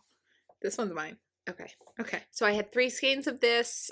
I had something like 700 yards. Okay. Yeah, like 780 yards. So I had And you big did chunk wrap of it. this. It's about a DK weight. Mm-hmm. It's between a sport and a DK. It's so pretty, Renee. Thank you. I'm very happy about this. Very Lovely. happy. I'm happy with the amount that I have. Good. I'm really thrilled with Good. the progress in my spinning too. And before I talked to Rachel, I was like, I don't see the point in a 3-ply. Why would I waste my time spinning an extra bobbin just to ply it together and have same yardage of like, I don't get it. But I get it now. Yes. Like, it's more balanced, it's more rounded. The colors are like a little more blended. Okay. Happy that I did it. Hey, I have this. Okay, so when I spun my medium ugly yarn, this was the jewel toned braid, and I had this much left on the bobbin. Oh, wow. Oh, yeah. We thought that was a heavier braid. Yeah. You could tell when the singles were spun that one bobbin was Heavier. more full. So since I failed that bracelet ply earlier, I wound this into a cake and plied from inside and outside of the cake. Okay. And I hate this light. I'm sorry. I don't know what to do. Just be dark. It's all I can do. Okay. This looks surprisingly a lot like the main skein of yarn. Yeah. Yeah. Even though it's just the jewel tone plied together. That's pretty. Yeah. So maybe after I make the Jaunty, I'll turn this into, I think maybe the brioche brim of a Manhattan hat. You know how Tori Yu modified her? Maybe? Yeah. Wouldn't that be pretty? That would be pretty. I have a little set Hey. that maybe I won't want to wear because it's not my color palette. I know. It's so dark now. I know. It looks like January in here, but what? I do have another light. Do you want to put it together? Well, how far is It's it? right there in an Amazon package. For this purpose? Yeah. Okay. We'll be right back. Okay. I wish you guys could see the tangled You mess. guys, we have 3 extension cords plugged into each other. We're a fire I hazard. unplugged them if we're not in this Yeah. room. Okay. Okay, Jeez. here's the yarn I'm trying to show you. Okay. It's gorgeous. It Hey, is. we started spinning in November. Yes. It's January. Look at. Push your yarn up. Look at all the yarn we've made. I know. I'm very impressed with us. I know. We really have. Look at, Yeah. really. It's really fun. And It is. it's really cool to create like from It is cool. it is cool. And it feels like an experiment. yeah, and a journey of I've It is a literally journey. touched every single bit of this. Yep. Many times over. I've washed it, I've cared for it. It's really, really cool. I think it's magical. Okay. So this is one of 3 skeins that I have. I have not caked this one up yet because I wanted to show it to you guys in that form. Where did my phone go? Oh, up here. Hold on. Here is what the yarn looked like. Isn't that pretty when it's all out? And oh, I only have one picture of my yarn, baby, not all 3, so this is good enough. That's okay. Yeah. Okay. Okay. That's finishes. Do you have anything else you finished? No, I think that's all my finishes. What are you working on? Well, I have my Sock Squad socks. Okay. Here's the first one. Does not have the heel in it yet. But it has the plain stockinette section for the foot. So I know it's kind of a afterthought with forethought heel. Like I know where I'm putting it, but there's no waist yarn in there. So this is the Farmer's Daughter Fibers Sock Squad January yarn. What is it called? Deep Winter? What's it called? I think you got that right. Deep Winter. Deep Winter. It's in their Highwood sock base. And the club this year is called An Exploration of Color. Am I correct? What's the front of that book say? Yes, An Exploration of Color. So the assumption that I've made is that every month will be a different color. So blue this month. This toe color and cuff color is leftovers from one of last year's Farmer's Daughter Fiber Sock Squad colors. So this is not the color that came with it this month, but it's the color I'm using because it has blue specks in it, and I thought it tied in nicely, and then I get to use up some of my scrap yarn. So this is the Blueberry Waffles pattern, kind of. Blueberry Waffles is a free sock pattern, but it's written for a DK weight yarn. I like to knit socks with 64 stitches, and that is divisible by 4, so it will work. So I cast on 64 stitches. I did a 2x2 ribbed cuff for 20 rounds. And then I started with the main color. I knit 2 rounds stockinette. Then it's 2 rounds of 2x2 ribbing, and I lined the ribbing up so that the knits and the purls were on top of what my cuff was. And then you just continue doing that. 2 rounds is free pattern, so I'm not spoiling anyone's livelihood here. 2 rounds of stockinette, 2 rounds of 2x2 rib. You do that until, in theory, you would put in a heel. But I just started, I don't love a rib pattern under my foot. So at some point when I thought that's enough for the leg of the sock, I think it's 64 rounds that I did. I just counted waffle bumps. I started knitting one of my needles, because I knit magic loop, one of them in straight stockinette, and one of them continuing this broken 2x2 rib pattern. And then when it was the length, I know the measurement for my foot, so when it was to that length, I put in a rounded toe. Do you like the rounded toe? I do. I do too. I do. I like how it fits better. Yeah, me too. And then when they're both done, I want to do the heels 2 at a time. So I am close. Let me show you. Let's line these babies up. Yeah, I'm close. Yeah. If I knit it today, I could probably get this foot done today. Yes. Yeah, for sure. I have plenty of time to have them done in January. That's one of my goals for this year, is to knit all my Sock Squad yarn in the month that it's sent to me. So here's my, I'm really trying to keep track of myself and say like when I worked on them. So that's my first sock and my second sock. And then I went through and tried to fill out my... Look at you. I know. I even went through my little sticker collection and picked out a bluish sticker. So good. So I did the snowy nights. I did the needle size that I used and my whoop. Oh, and there's my heel recipe. If you want it, screen grab it. Okay. All right. My notebook has not been touched yet. Still, Is it going to stay like that? I don't know. I don't know. Just do it. What are you going to do with a 2026? Okay. It's the same thing with my planner that hasn't been planned in, because sometimes I'm like, all right, sit down, do the plans, do the things you want to do to make it pretty. And then I'm like, or you could knit. We could take this half an hour and write on paper, or we could knit. That's true. And writing on paper I used to write very pretty, and I used to like kind of enjoy it. I hand addressed all my wedding invitations, but then I broke this arm and it doesn't rotate down well. And so writing kind of hurts now, and I'm not very good. It's messy. Okay. So like I just knit. Hey, did we say that this month's the Highwood sock is 80% superwash merino, 20% nylon? Okay. It is 400 yards for 100 grams, and then the mini was 80 yards and 20 grams. This yarn, this whole year, is gifted to us by Candace. She reached out and said, hey, can we send you the year? So we really appreciate it. Thank you so much, Thank you Candace. so much. And we are so happy. We were going to do it anyways. Correct. But we're so happy to have everybody who's in Sock Squad along for the journey with us. This is my first year.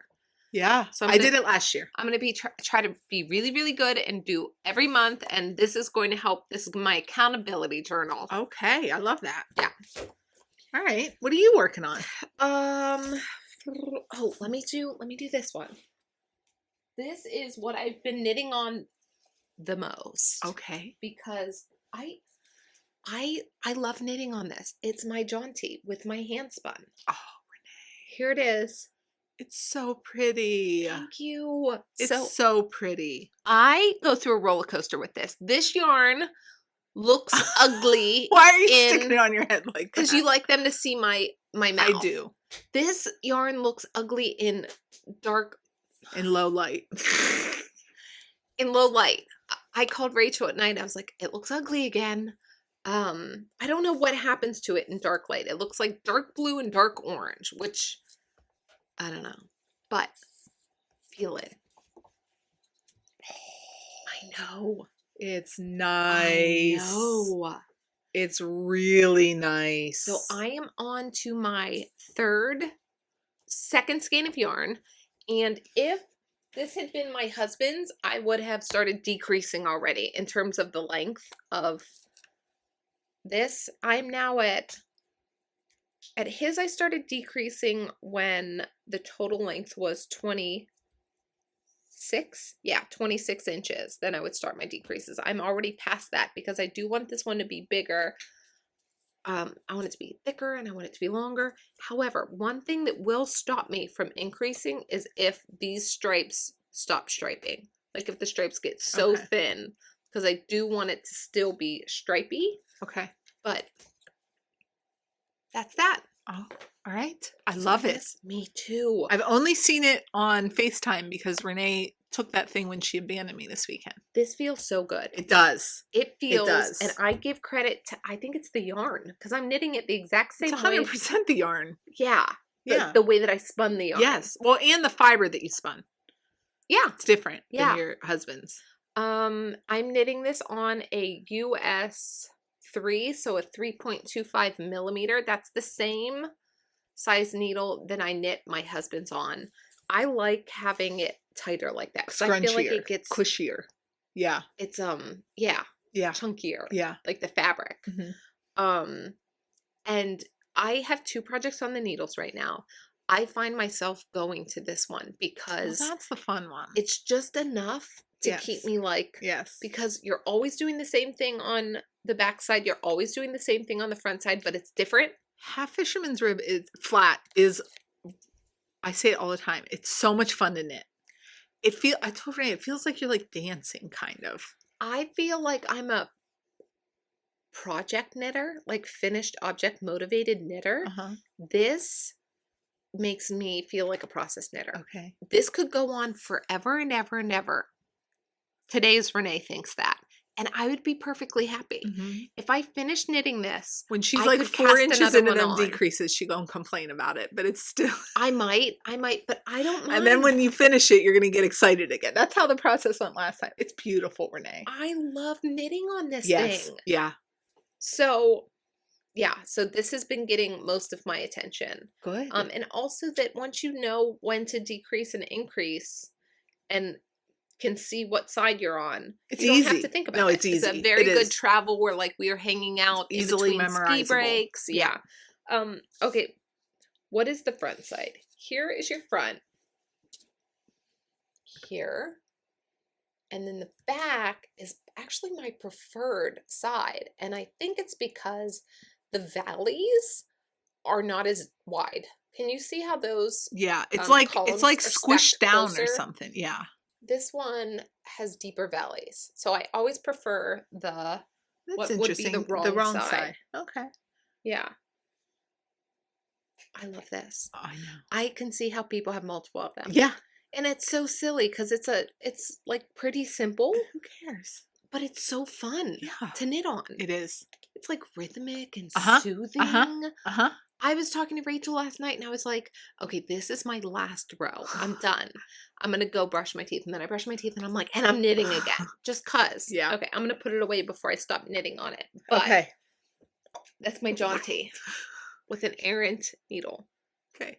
It's gorgeous. Thank you. So pretty. I love it. Oh, how did I spin this yarn? I didn't even talk about that. I broke these up into 8 to 10. I split the braid 8 to 10 times. All 3 braids? That, except the last braid. The last braid, I split it up even more than that. Because I took the length of the braid and I found the big chunks of orange and I split those. And then I tore those Okay. like end to end. String Do you know cheese. what I mean? Yeah, string cheese them. So I had like a big pile of these about this long of fiber bits. Just because I was chaos spinning at that point in time. But that is the brighter orange striping that I think that you're getting. Like every time that longer orange repeat came in. So I think that that's why I have shorter repeats. Well, I know that's why I have shorter repeats. Yes. Okay. Okay. Done. You did it. It's beautiful. Well, I have to set it down or I'm going to start knitting on it. Here is the mid-ugly yarn.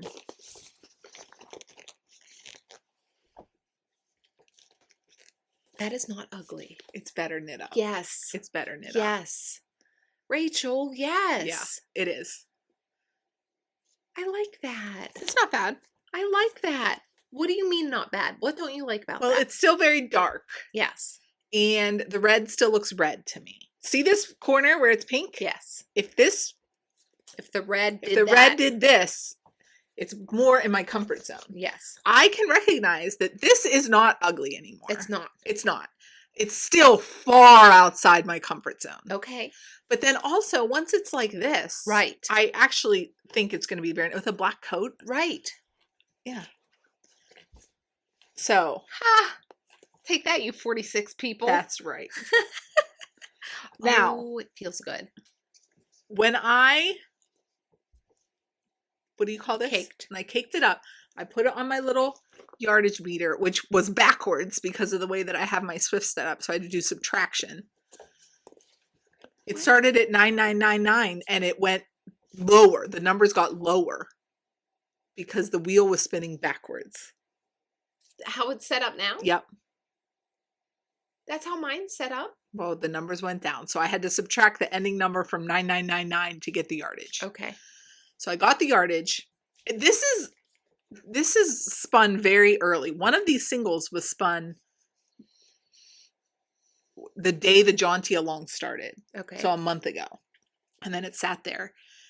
And I just took the grams and I took the yardage and I was like, I think it's like sport weight. And so this is a size 3 needle because that's what the pattern says for sport weight. It could be lower because it's not sport weight. It's lace or DK weight, this yarn. Oh. Do you know what I mean? Yeah. So when it's like DK, I'm like, ooh, this needle's a little bit too small. And then it gets to lace and I'm like, a little bit too big. But I've not changed it because like, right. Scarf. And I never understood what people meant by ropey bits until I started knitting with this thing. And I was like, well, there they are. Uh-huh. There's that bit. It's kind of at the top here, but anyhow, this is going to be a jaunty. I have it's 205 grams, and where's my, hold on, sorry. You guys are probably so tired of us looking at our phones. What's 9999? Here's Renee's math again. 9999, one more 9. 9999 minus 9412. Don't leave me alone. But it's 587 yards. Here. So there's a lot of holes in it. Meters, right? And then you have to convert that to yards. So it is more open than probably if I were more confident in the weight of this yarn. Mm-hmm. But I was also convinced that it was going to be ugly, so I didn't care. I was just knitting it because I said I was going to knit it. But now I don't think it's that ugly. No, it's not that. It's pretty. It is it's pretty. just not your light. It's not my pinks and blues that you're right. accustomed to. You're right. But it is fun. It's still fun. I know. It's half fisherman's rib is really my jam. I really like the way that your yarn is striping too. Yeah. I like those longer. Well, you know what I like, and I didn't do this. Kyle must have done it when he dyed it, but he sandwiches the colors. So do you see how it goes like green, blue, red, blue, green, blue, red? Oh, do you yeah, know what I mean? yeah. And so it's more like a pattern than a stripe. When she says Kyle of Viking Fiber Co., that's where the braid came from. Yeah, he dyed the jewel toned yarn. Mm-hmm. And so I do like how it's not like red, blue, green, red, blue, green. He's like gone back and forth. I like that a lot. But I did take, when Andrea Mowry said you could have short color repeats, I took that super literally. Did too, Rachel. That was me with that orange yarn. I did. Break it up into and little so bits. like this is already striping very thin and it's not that wide yet. Look at mine. Same. Yeah. So here's my plan. You maybe could use this plan too. If I get not to the halfway point and we're not making complete stripes, I'm just going to straighten it. Yep. Same. Until I can start decreasing again. I got to the point in this where I thought, if it starts doing that, I will just start decreasing. Yours is significantly further along than mine. Right. Yeah. So I'll get you up close. So you can see. I think I do like that pink down there. Yeah, I know. It's the only part. Rachel, that's pretty. I know. And I think the reason that it knits up prettier is that you don't see all of it together. You don't see the it's stripiness of the yarn. The dark fades into the background and the jewel tones come up. It is pretty. And it's exactly, she wanted something dark and moody and she wanted jewel tones. She's got it. I did. I just really went through it. It was quite the emotional roller coaster. I love that. Thank you. I really do love it. Yes. Do you? Yes. Okay. You're going to need something dark. Like, I look at my husband's and I'm like, I will. I know. You can't wear cotton candy pink every day. You could. You could. But why? When there's other colors that you can play with. And my winter coat is black. Yes. Well, black goes with everything. But yeah. Are you going to try to have this finished? I would like to wear this in New York. Yeah. Me too. Wait, here. Yeah, this is outside of the orange in here. That is my color house right there. I kept calling Rachel and being like, I'm not sure this might be ugly. And she's like, you just shut it. Shut it, girl. Feel that. I have this, but you know. It is pretty. It is pretty. It's knitting up very pretty. It so is I'm happy a wild about adventure doing all of this. Do you know what color you want your next spin to be? Have you started a new spin? I've started a new spin. I didn't bring it upstairs because there's a lot going on in my house. I'm so sorry. I'm so yawny. I'm still catching up on sleep from that vacation. So I have 2 braids that are the exact same colors. They're from Stacy Rivera from River Rat Yarns, but one is very saturated and one is only moderately saturated. And she said when she dyed them that she laid the fiber on top of the dark one on the bottom and the not dark one on top. So the braids are dyed identically. They're just different saturations. So I was spinning them and I learned a lot from spinning this. I learned what colors I don't like together. And the colors, and when I was spinning it, I was like, let me show you. I'll show you one of the singles. What I was like, Rachel, what you're not going to be happy about is when that green goes with the purple. You're not going to like that. And this is almost a rainbow. So this is the less saturated one. That single's done. I'm spinning the more saturated one now. The less saturated one, I just split the braid in half and I spun it end to end. This one I'm spinning as 4 pieces end to end. So what I need is blue because I like blue with everything. Blue will be my everyone can be friends color. Yeah. So I'm going to spin it as a 3-ply with a blue heavy braid. Mm-hmm. I could not decide on said blue heavy braid, so I ordered 6 of them. Ish. Maybe 4. I ordered more than I need. I did this. 2 of them got delivered yesterday to a P.O. box in Virginia, so I have to go track those down. That's what the tracking says, at least. So today I have to call that post office and see. I don't know. I've had this happen before. The post office sometimes just gets, I think, their tracking numbers mixed up. I don't know. I don't know what happens. I never got that package. But I really would like this package. So my plan for my next spin is a 3-ply with these 2 rainbowish yarns and then a very blue heavy as the 3rd ply.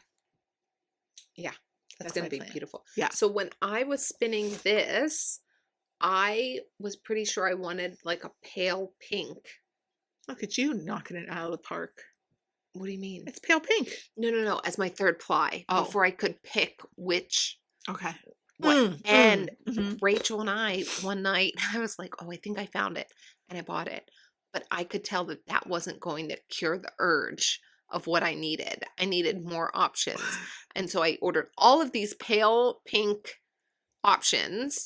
Pale peach pink, pale rose, so many pinks. And then, do you know what happened? I got so impatient. I was like, I can't wait for those. I would like to finish this yarn. So I just spun the...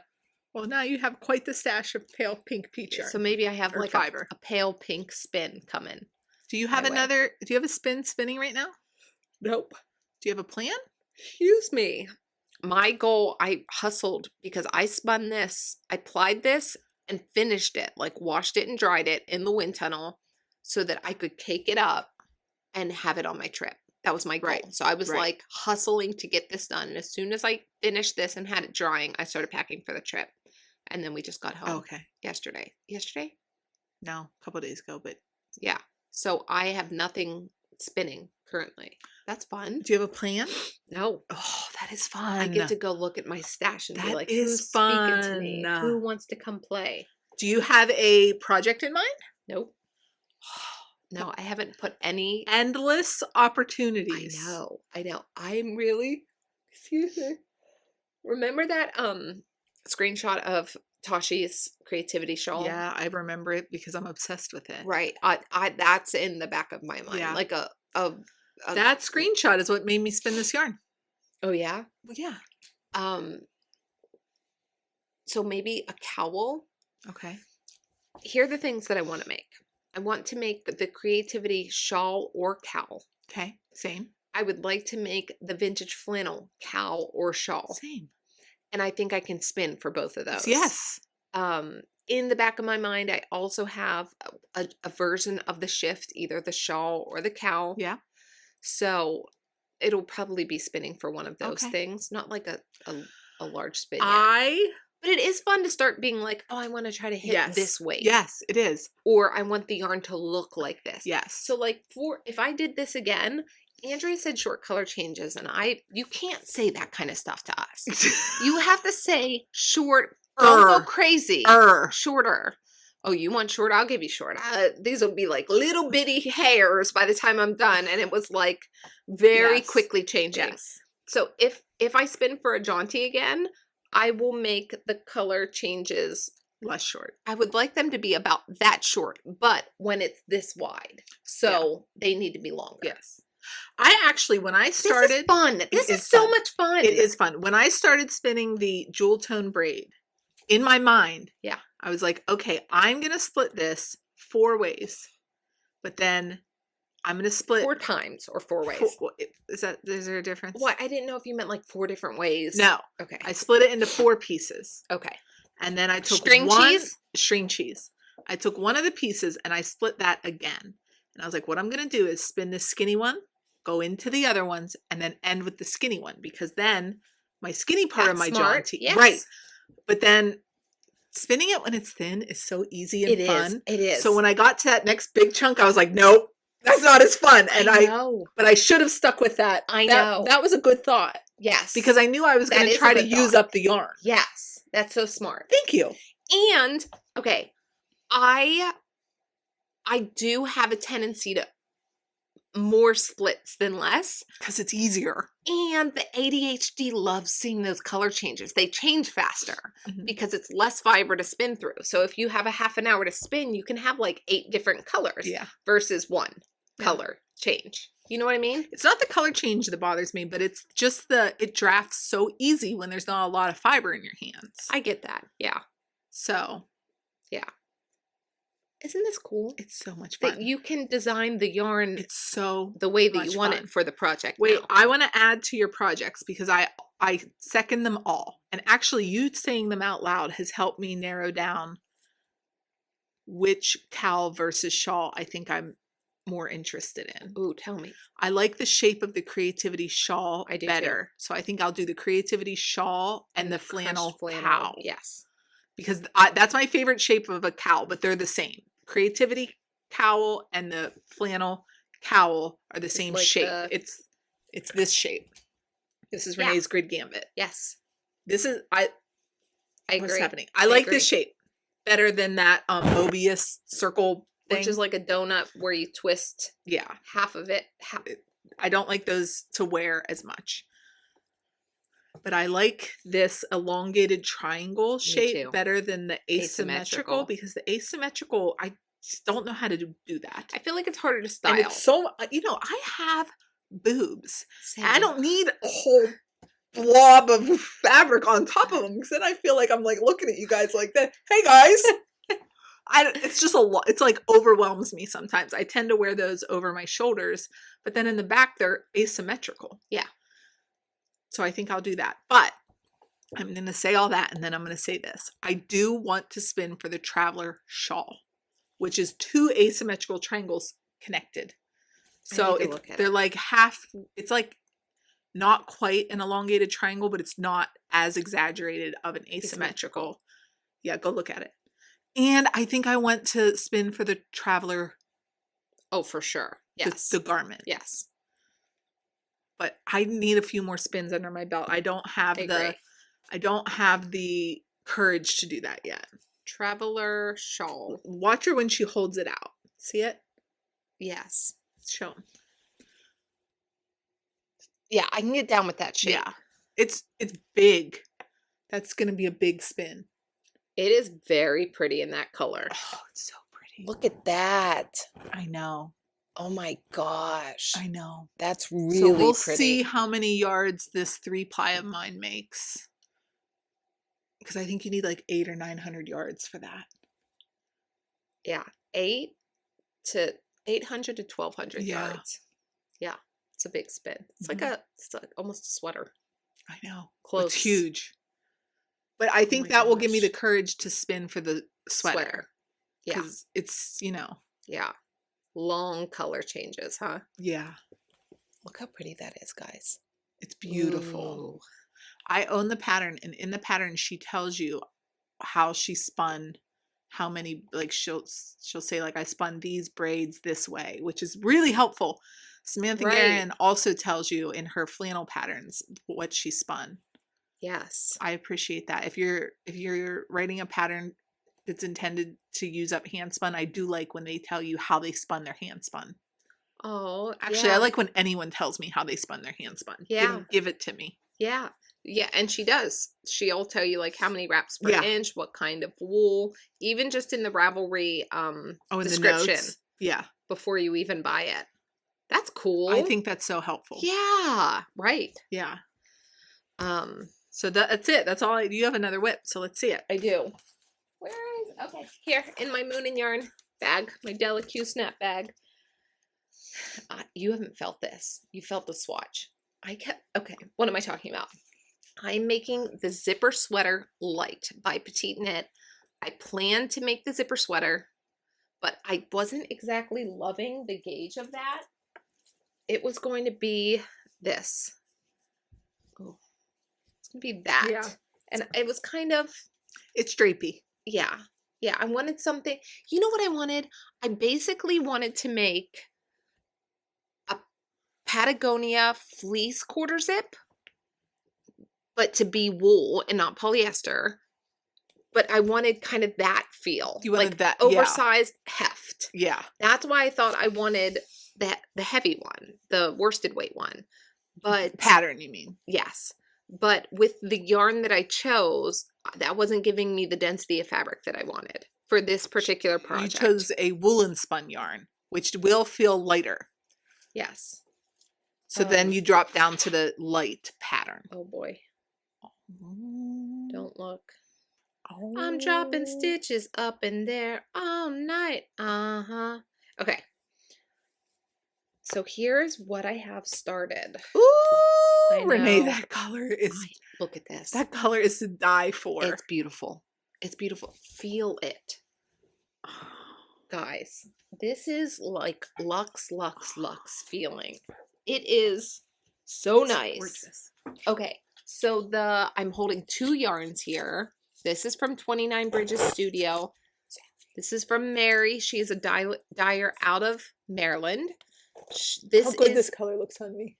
It does. It does. This is the Bloom non-superwash DK. It's 240 yards per 100 grams. U.S. sourced and spun, traceable and sustainable, Columbia, Target, Ramble Lake, colorway, River. I'm holding it with 29 Bridges Aria Surrey, also in the colorway River. And that is, listen to this. So it's 435 yards for 50 grams. So a very light lace weight. Show them this. Oh, do you need it? It's 40% alpaca, 35% silk, 15% merino, 10% yak. It is a fuzz with not a huge halo. It's like, it's so nice. That's a light lace, right? Wait, what? That's a light lace. Well, yeah, it's like the same amount of yards, but less the weight than a fingering. So it's like half a fingering. But what is lace normally? I think that's a heavy lace. Will you look up what like knitting for olives mohair is? Because theirs are 25 grams. Yeah, 25 grams for how many yards? 250? Am I making that up? I don't know. Okay.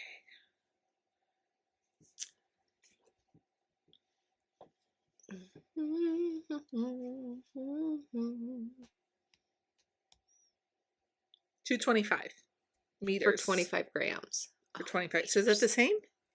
Ish. Are we doing ish math?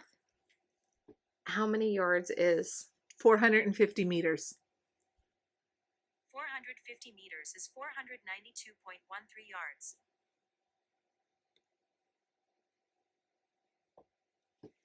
You put it back in here. Oh my god, I was You're looking at the this. wrong label.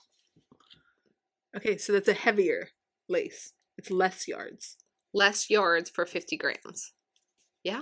Yes, by like 60 yards. So was that how I was like, I think I can get worsted gauge and feel thick. I don't think you did all this math. No, I did because that's why I was like hemming and hawing of what I wanted to do. Anyways, it's all working out. There is a feeling of this that is so smooth. Oh my gosh, us and our fussing today. Me with the pen cap and you with the snap bracelet. What, like, how do you even, velvety? Yeah, like it feels like a brushed yarn. It doesn't feel like mohair typically feels. Mohair, no matter how soft it is, feels fluffy and hairy. And this feels like but this like isn't mohair. No, but it's a fluff. Yes.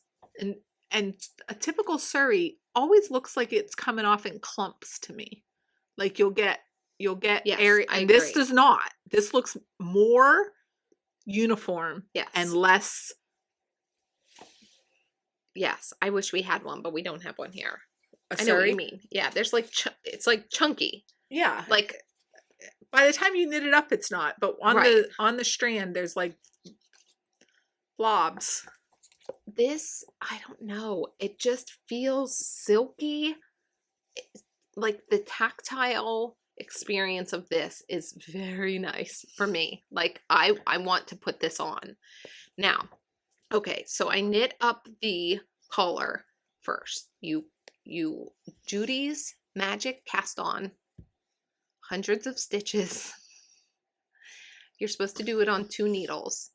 I should have done it on that, but I didn't read thoroughly. I was casting on late at night, and I did it on 1 circular. So then I kept reading the instructions of the next step after I did my Judy's magic cast on onto 2 circular needles, and then I had to like try to fish my needle through my 2nd circular needle. So my first word of advice is read your pattern at all. And I did. And I watched tutorials, but what I watched a tutorial for was the toe of a sock, and you use 1 needle. So then I never went back and read completely the instructions. 100% I could have done that. Yeah. So you knit 8.5 inches, and then you knit the top and the bottom together, and you put some stitches on hold, and that will make the facing for your zipper to be encased in here. So I assume that I'll have to eventually pick up these stitches back here that I've put on hold and knit down the body so that the zipper is enclosed, which I think is going to be a really nice finishing on this. So 8.5 inches of ribbing took me days to do. And then knitting it together took me a while. That was slow for me. I don't know why. I think it was slower to knit 2 needles together. Oh, it is. Than it is to just pick up It and is. knit. I agree. It's a little bit fussy, and it's hard to like get in there without flinging them off. Yeah. No, So you're right. that took me a while. I was sitting in the living room one night at our ski condo under a light, like, because this is dark, and I was doing it at night. So then I picked up a US 6 for my stockinette. So I came. That's not bad for a sweater called light. I thought you were gonna have to knit the thing on like a 4. No. Yeah, it's good. Well, I think it's light only because her main one was a worsted weight. You know what I mean? So this is like the light version. Yeah. Oh. Yeah. So I did the collar on a 4, and then I went to a US 6. I gauge swatched and I got gauge with a US 6, but I'm obviously not knitting and purling back and forth with the same chill that I gauge swatched on. So I did bump my needle up to a 7 after I got you were tight through the short rows. Feel this. I can see it actually. Yeah. And I like how this fabric feels down here because I changed and what I did to change my needle size was this feels stiff up here to me when I switched from my ribbing needle to do the short rows on my stockinette needle. It felt tight in a way that I was like, I don't know that feels cozy. Oh, it felt like stiff. Yeah. Yeah. So I took a few rows and tried to physically loosen up my stitching, my knitting, and then swapped up to the larger needle. So now I'm on a size US 7, and then my purling needle is a US 5, so that I don't have rowing out issues because I purl looser than I knit. And then I'll just go, I think I'll stick with a 7. I think I like the feel of this, even though I measured the gauge. Okay. And I'm like a quarter of a stitch too tight. Does that make sense? Yes. I think it'll block. It'll block, or if I get into the round. Quarter of a stitch is nothing. It's just like, oh. Forget it. So I love this, but this took forever. And it's heavy. Like knitting on it already is very heavy. And it's one color. I can see how that jaunty got your attention. And it's back and forth. Like, would you like to purl all the way back across this? I know. How much do you just want to? But at some point you get to go in the round. Yes. That's so you'll get there. Yeah. I have a ways to go before I get in the round. It is a great looking sweater though. Thank you. It's I think it's going to be gorgeous. back to, okay, so 2025, I wanted classic wardrobe staples. I did that. I think I can do more this year because I did get a little off the beaten path last year with some of my pieces. I think I will get a ton of wear out of Oh, this. yeah. I think it's going to take a long time. That's all right. It's a slow craft. You tell me that all the time. I know, but I don't think it's going to take a long time because this project is going to take long. I think it's going to take long for what it's competing with. Like it's competing for my attention with this. That's okay. And also it's going to start competing with February Sock Squad. That's okay. Yeah. Yeah. So for the bingo card though, I get to click off. This will be my learn new technique. Yes. Judy's Magic Cast On And a zipper. also putting the zipper in. Yeah. Yeah. So Leslie Friend has a YouTube channel here on YouTube. She just talked about making her son a zipper sweater, and she has a link to a zipper sweater, a zipper install that really helped her. So I did watch that. We can link to it below, but I think I'm going to watch it a few times just that I need to study and watch it Yeah. so that when it comes time to do it, it's not as, what are we talking about here? Yes. I can't say enough good things about this yarn combo though. This may end up being my best feeling sweater when it's finished. I'm telling you. It feels so good. Really. I am actually excited to stop filming because I'm going to make you try that Norma on. Okay. But guys, 8.5 inches. That's significant. That's a lot. I felt like I was ribbing on this forever. So that's beautiful. That's that. I'm making the size 3. Oh, that's another thing. I wanted to make a size 5 zipper sweater. But when I dropped to the zipper sweater light, my yardage didn't go that far. So I'm making I have enough to make a size 3. And that's just going to have to be what it is. It'll be fine. Yeah. It's still going to be oversized for me because for her recommendations, I should be knitting a size 2 to have the ease that she recommends. Let me pull up this sweater. Zipper sweater light. Okay, so here's what we're going for. What picture is the best? I don't know. Look how tall that collar is though. That'll be nice. That'll keep me very warm. Here, it's kind of hard because she's wearing dark pants. I know. Okay. Okay. She recommends, when I figured the thing out about why my patterns weren't going into Ravelry. Oh, good. I get my phone, the Rabbit app, if I purchase patterns through there, then I have to go to my email, click a link, and add to my library. Stop doing that. I know, It's annoying. but I forget.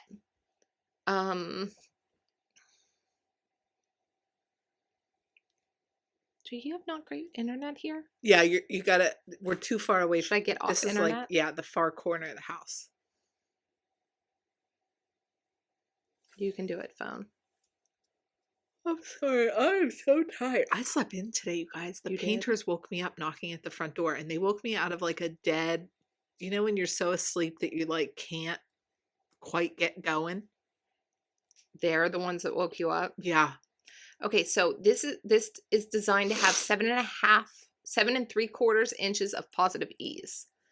So if you want less oversized, you would knit a smaller size. I am knitting where does she give you the finished? So her patterns aren't super easy to read that way. So I am knitting the size that's recommended for a 35.5 to 37.5 inch bust. I'm knitting the size medium. And my bust is like 34.5. So it'll be just a touch more oversized. Oh, my finished bust circumference should be 46 inches. So I'll have like 11.5 inches of positive ease. That's great. I think That's so. enough. I was wanting That's it to big. be bigger. That's big. I know, but I was wanting like Well, a of course. boyfriend oversized fit. Okay. But yeah, it's going to be like a classic. Yeah. So I have 1,440 yards of Bloom, 1,740 yards of Aria. So that puts me like right around the size medium. Okay. I would be 30 yards short if I tried to do the size large. I think you could do that. maybe because she does overestimate, but I just went with the medium and She we'll go also from there. gives weird estimates. She doesn't give you the yards. She gives you like how many Weight. balls of her yarn. I know. Okay, so that's Okay. my second whip. Okay. Love the yarn. Is that your last whip? Yes. Me too. Yeah, done with the whips. So I really only have this sock, 2 heels, and the Jaunty on the needles. I have this I- and my Jaunty. 2026 is the year where Rachel's kind of a monogamous knitter. But doesn't look how much you knocked out. I know. You can really bang some projects out when you just do that. You can, and I keep starting things that I want to wear at the end of the month, and so I don't want to get distracted. You guys, I cast on my Jaunty and that sweater within 24 hours of each other. And I told Rachel, I was like, what is happening? Because I'm going to be so bored. I think you panicked because you were going out of town.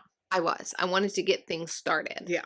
But then you don't get the dopamine of finishing anything. I know she was like, all my cast on excitement is gone. She came home and she was like, the Jaunty's ugly, nothing's fun, I don't like this.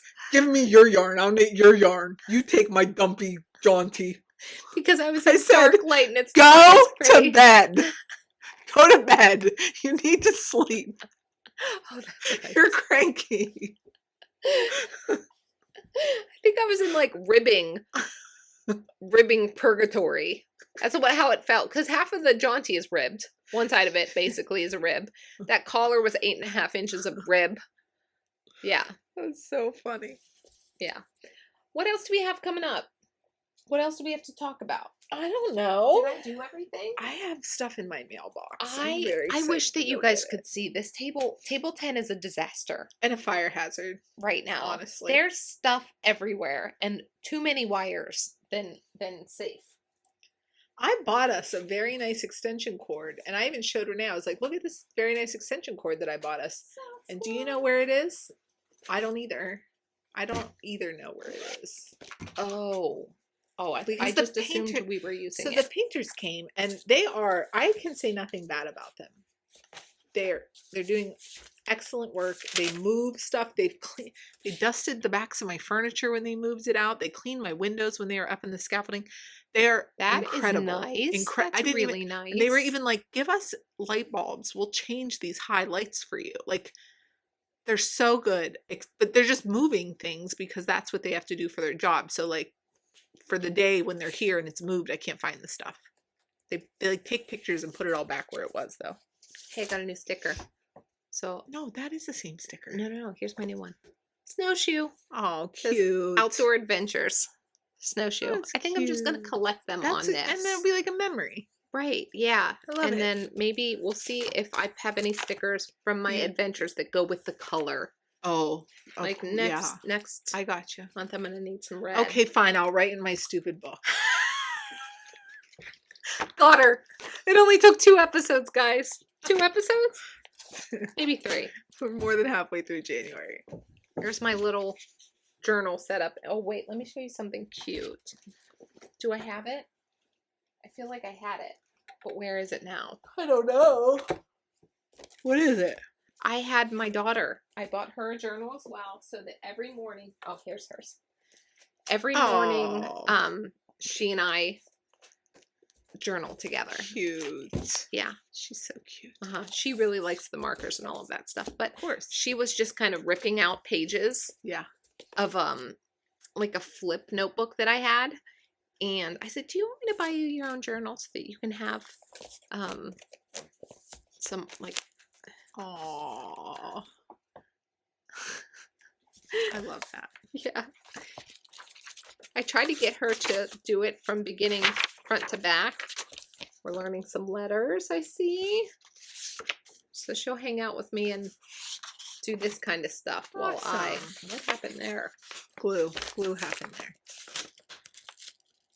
Watch this. Yeah, we're just gonna, we'll leave Okay. that. So she All journals right. with me. Cute.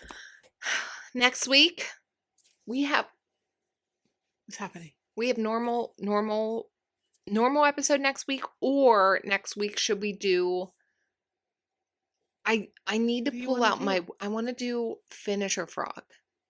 Well, how many things do you have to finish your frog? I don't A whole know. episode? Just bring them. We'll just smush them in here. Okay. Smushy. Oh, okay. Come on. I have like 2 things. Okay. You think that, but I feel like when you start digging through that, what are your 2 things? I have the finest kind Uh-huh.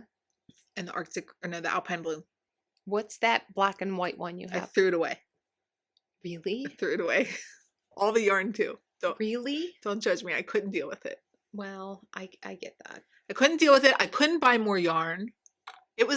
The yoke was completed. It did not fit me. It was not an enjoyable experience knitting that yarn. I hated knitting on that yarn. So I knew I would not pick it up. I tried to give it away on Facebook Marketplace. Nobody wanted it. I was tired of looking at it. I threw it away. I have my finest kind. I have the key sweater. I have a cowl. That might be and I have a sock. I have Easy. 4. Easy peasy. Okay. Yeah.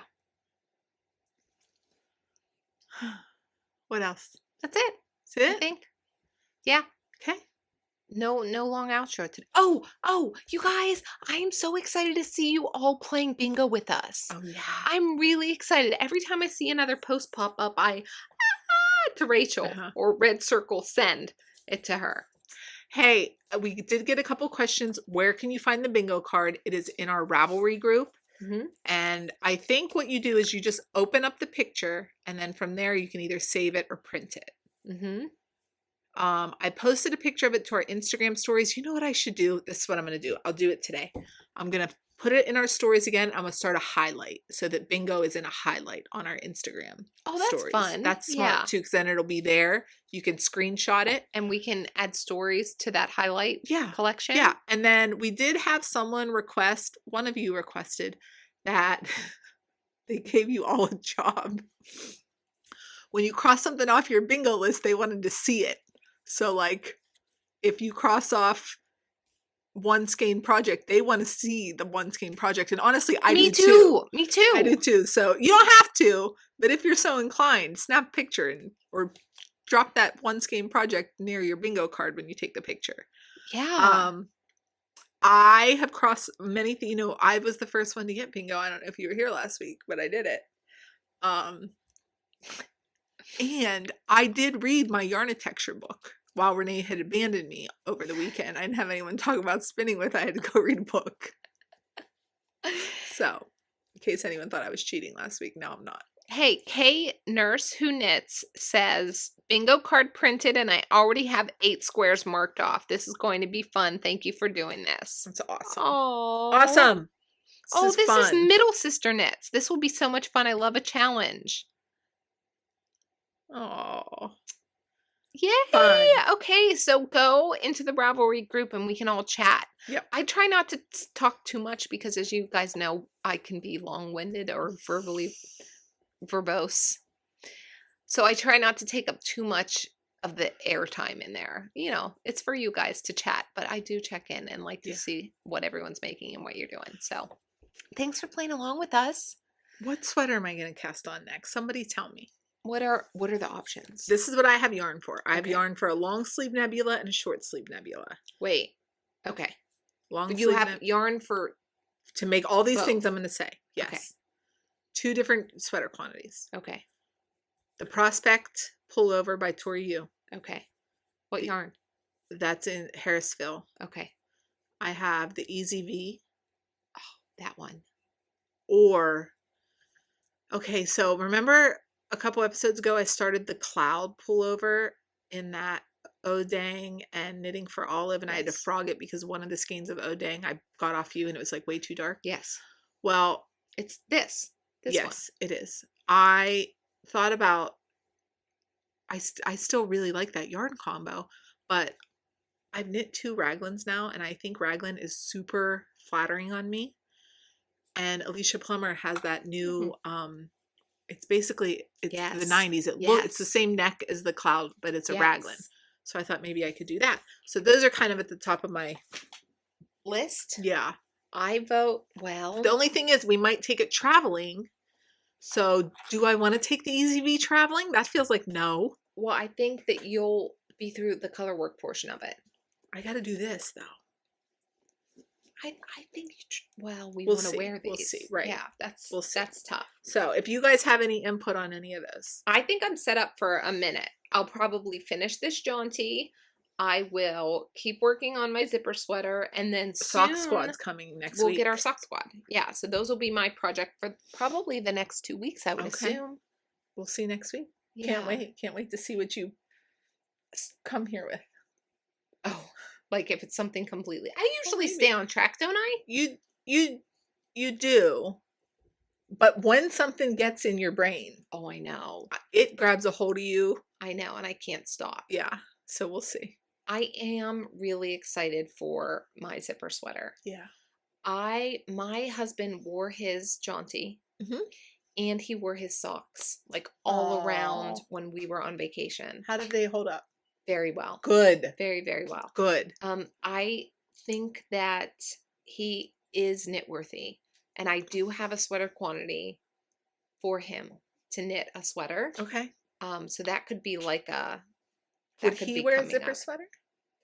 He would, and I think he would look very nice I in do a zipper too. sweater. And I think maybe you could get away with it not being so weirdly form-fitting, because a zipper sweater kind of is an overgarment. And you can, you need a little more ease, unzip. Right. So I don't want to knit that collar again anytime soon. Well. He's not getting a zipper sweater. Pass. He's going to probably end up with a drop shoulder or a raglan stockinette sweater. Okay. I think that's fine. Yeah. So. Oh, and I got yarn to make either a terrazzo hat or Other Loops came out with a hat. What is it? Is it the same? You can use the same yarn for either one? No, Other Loops is heavier. She drags 2 mohairs with hers. Oh. But I have extra mohair in my stash. Okay. So what is hers called? Other Loops.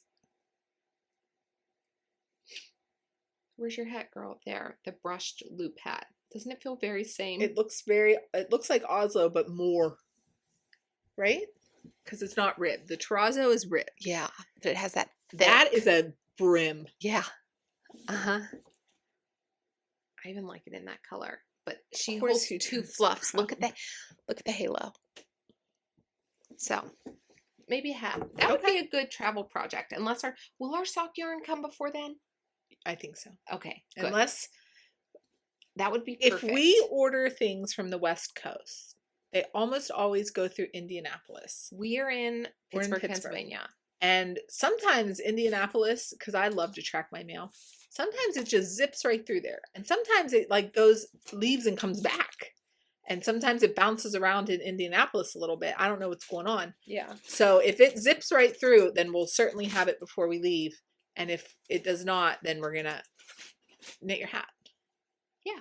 It's fine. Well, I want to have I don't know. We'll see. Okay. We'll see. Okay. We did it. What? Am I late for work? Are you? Yes. Where is this string coming from? Oh. That was driving me crazy. I felt like it was an end that needed to be woven in. Okay, that's it, guys. Thanks for hanging out with us. I'm sorry if we kept you longer than normal. I don't know, because we had to stop. Yeah. Okay. Oh, where can you find us? Oh, okay. Instagram, Ravelry, and TikTok. I am Rachel at Table 10, all one word. Renee is Renee at Table 10, all one word. On Instagram, we do have one Table 10 podcast account that we post things that are for the podcast. Yeah. And we have the Ravelry group. We have email, table10pod@gmail.com. Is that all the ways? I think that's it. And yeah, the Ravelry group is called Table 10 Regulars. I had it pulled up because I wanted to show them. Okay. So in Table 10 Knitting Podcast Regulars, if you scroll down, there's a thread that says we play bingo. That's where you'll find the bingo card. Yes, we do have a hashtag if you want to tag us or tag the hashtag. It's at the bottom of the bingo card. I don't know where my bingo card is, but it's at the bottom. All of that information is at the bottom of the bingo card. And if you haven't already click the like and subscribe. We love it. And Can I say one tell more your thing? friend. No. Tell your friends to You've come hang out with run us. out of words for today. Hey, well, how did you get to table 10?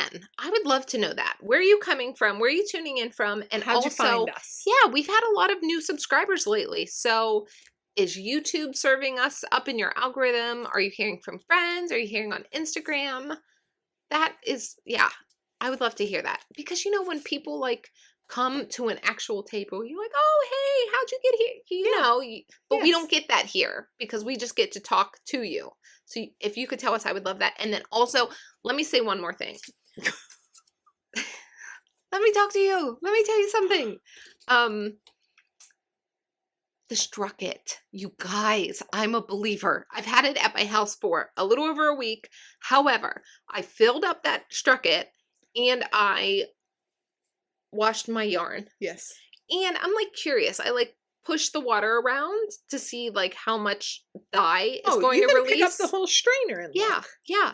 And I was like, that water is still clean. Yeah. Like that yarn didn't bleed or anything. So I was like, okay, I'm gonna block some more stuff. Remember my black Oslo hat? Normally I would have drained my sink so that I could squish the water out of that yarn in the bottom of the sink. But now I just can lift it up with the top of the Strucket and the water drains through. And then I can kind of squeeze it and wring over top of that strainer that doesn't have water in it. Yes. So then the water is still there. And at this point it was still warm. So I was like, oh, Nice. let me washing block. stuff. I did. Yeah. I washed some of my socks just because I was like, oh, well, it doesn't have to go anywhere now. Right. I can just keep using that soapy water. So, hey, saving soap, saving water. I know. I really enjoyed it. I love And it. I like to see in the bottom, at the end of it all the like what came out of my knits. Because usually that would just drain away too. So, Yep. I blocked my Oslo hat. I blocked these socks. I washed some of my other socks and like laid them back out to dry. That was really cool. Yeah. Okay, Nice. Okay. Is that it? that's it. We're good? Yeah. Okay. Love you. Bye. Love you. Bye.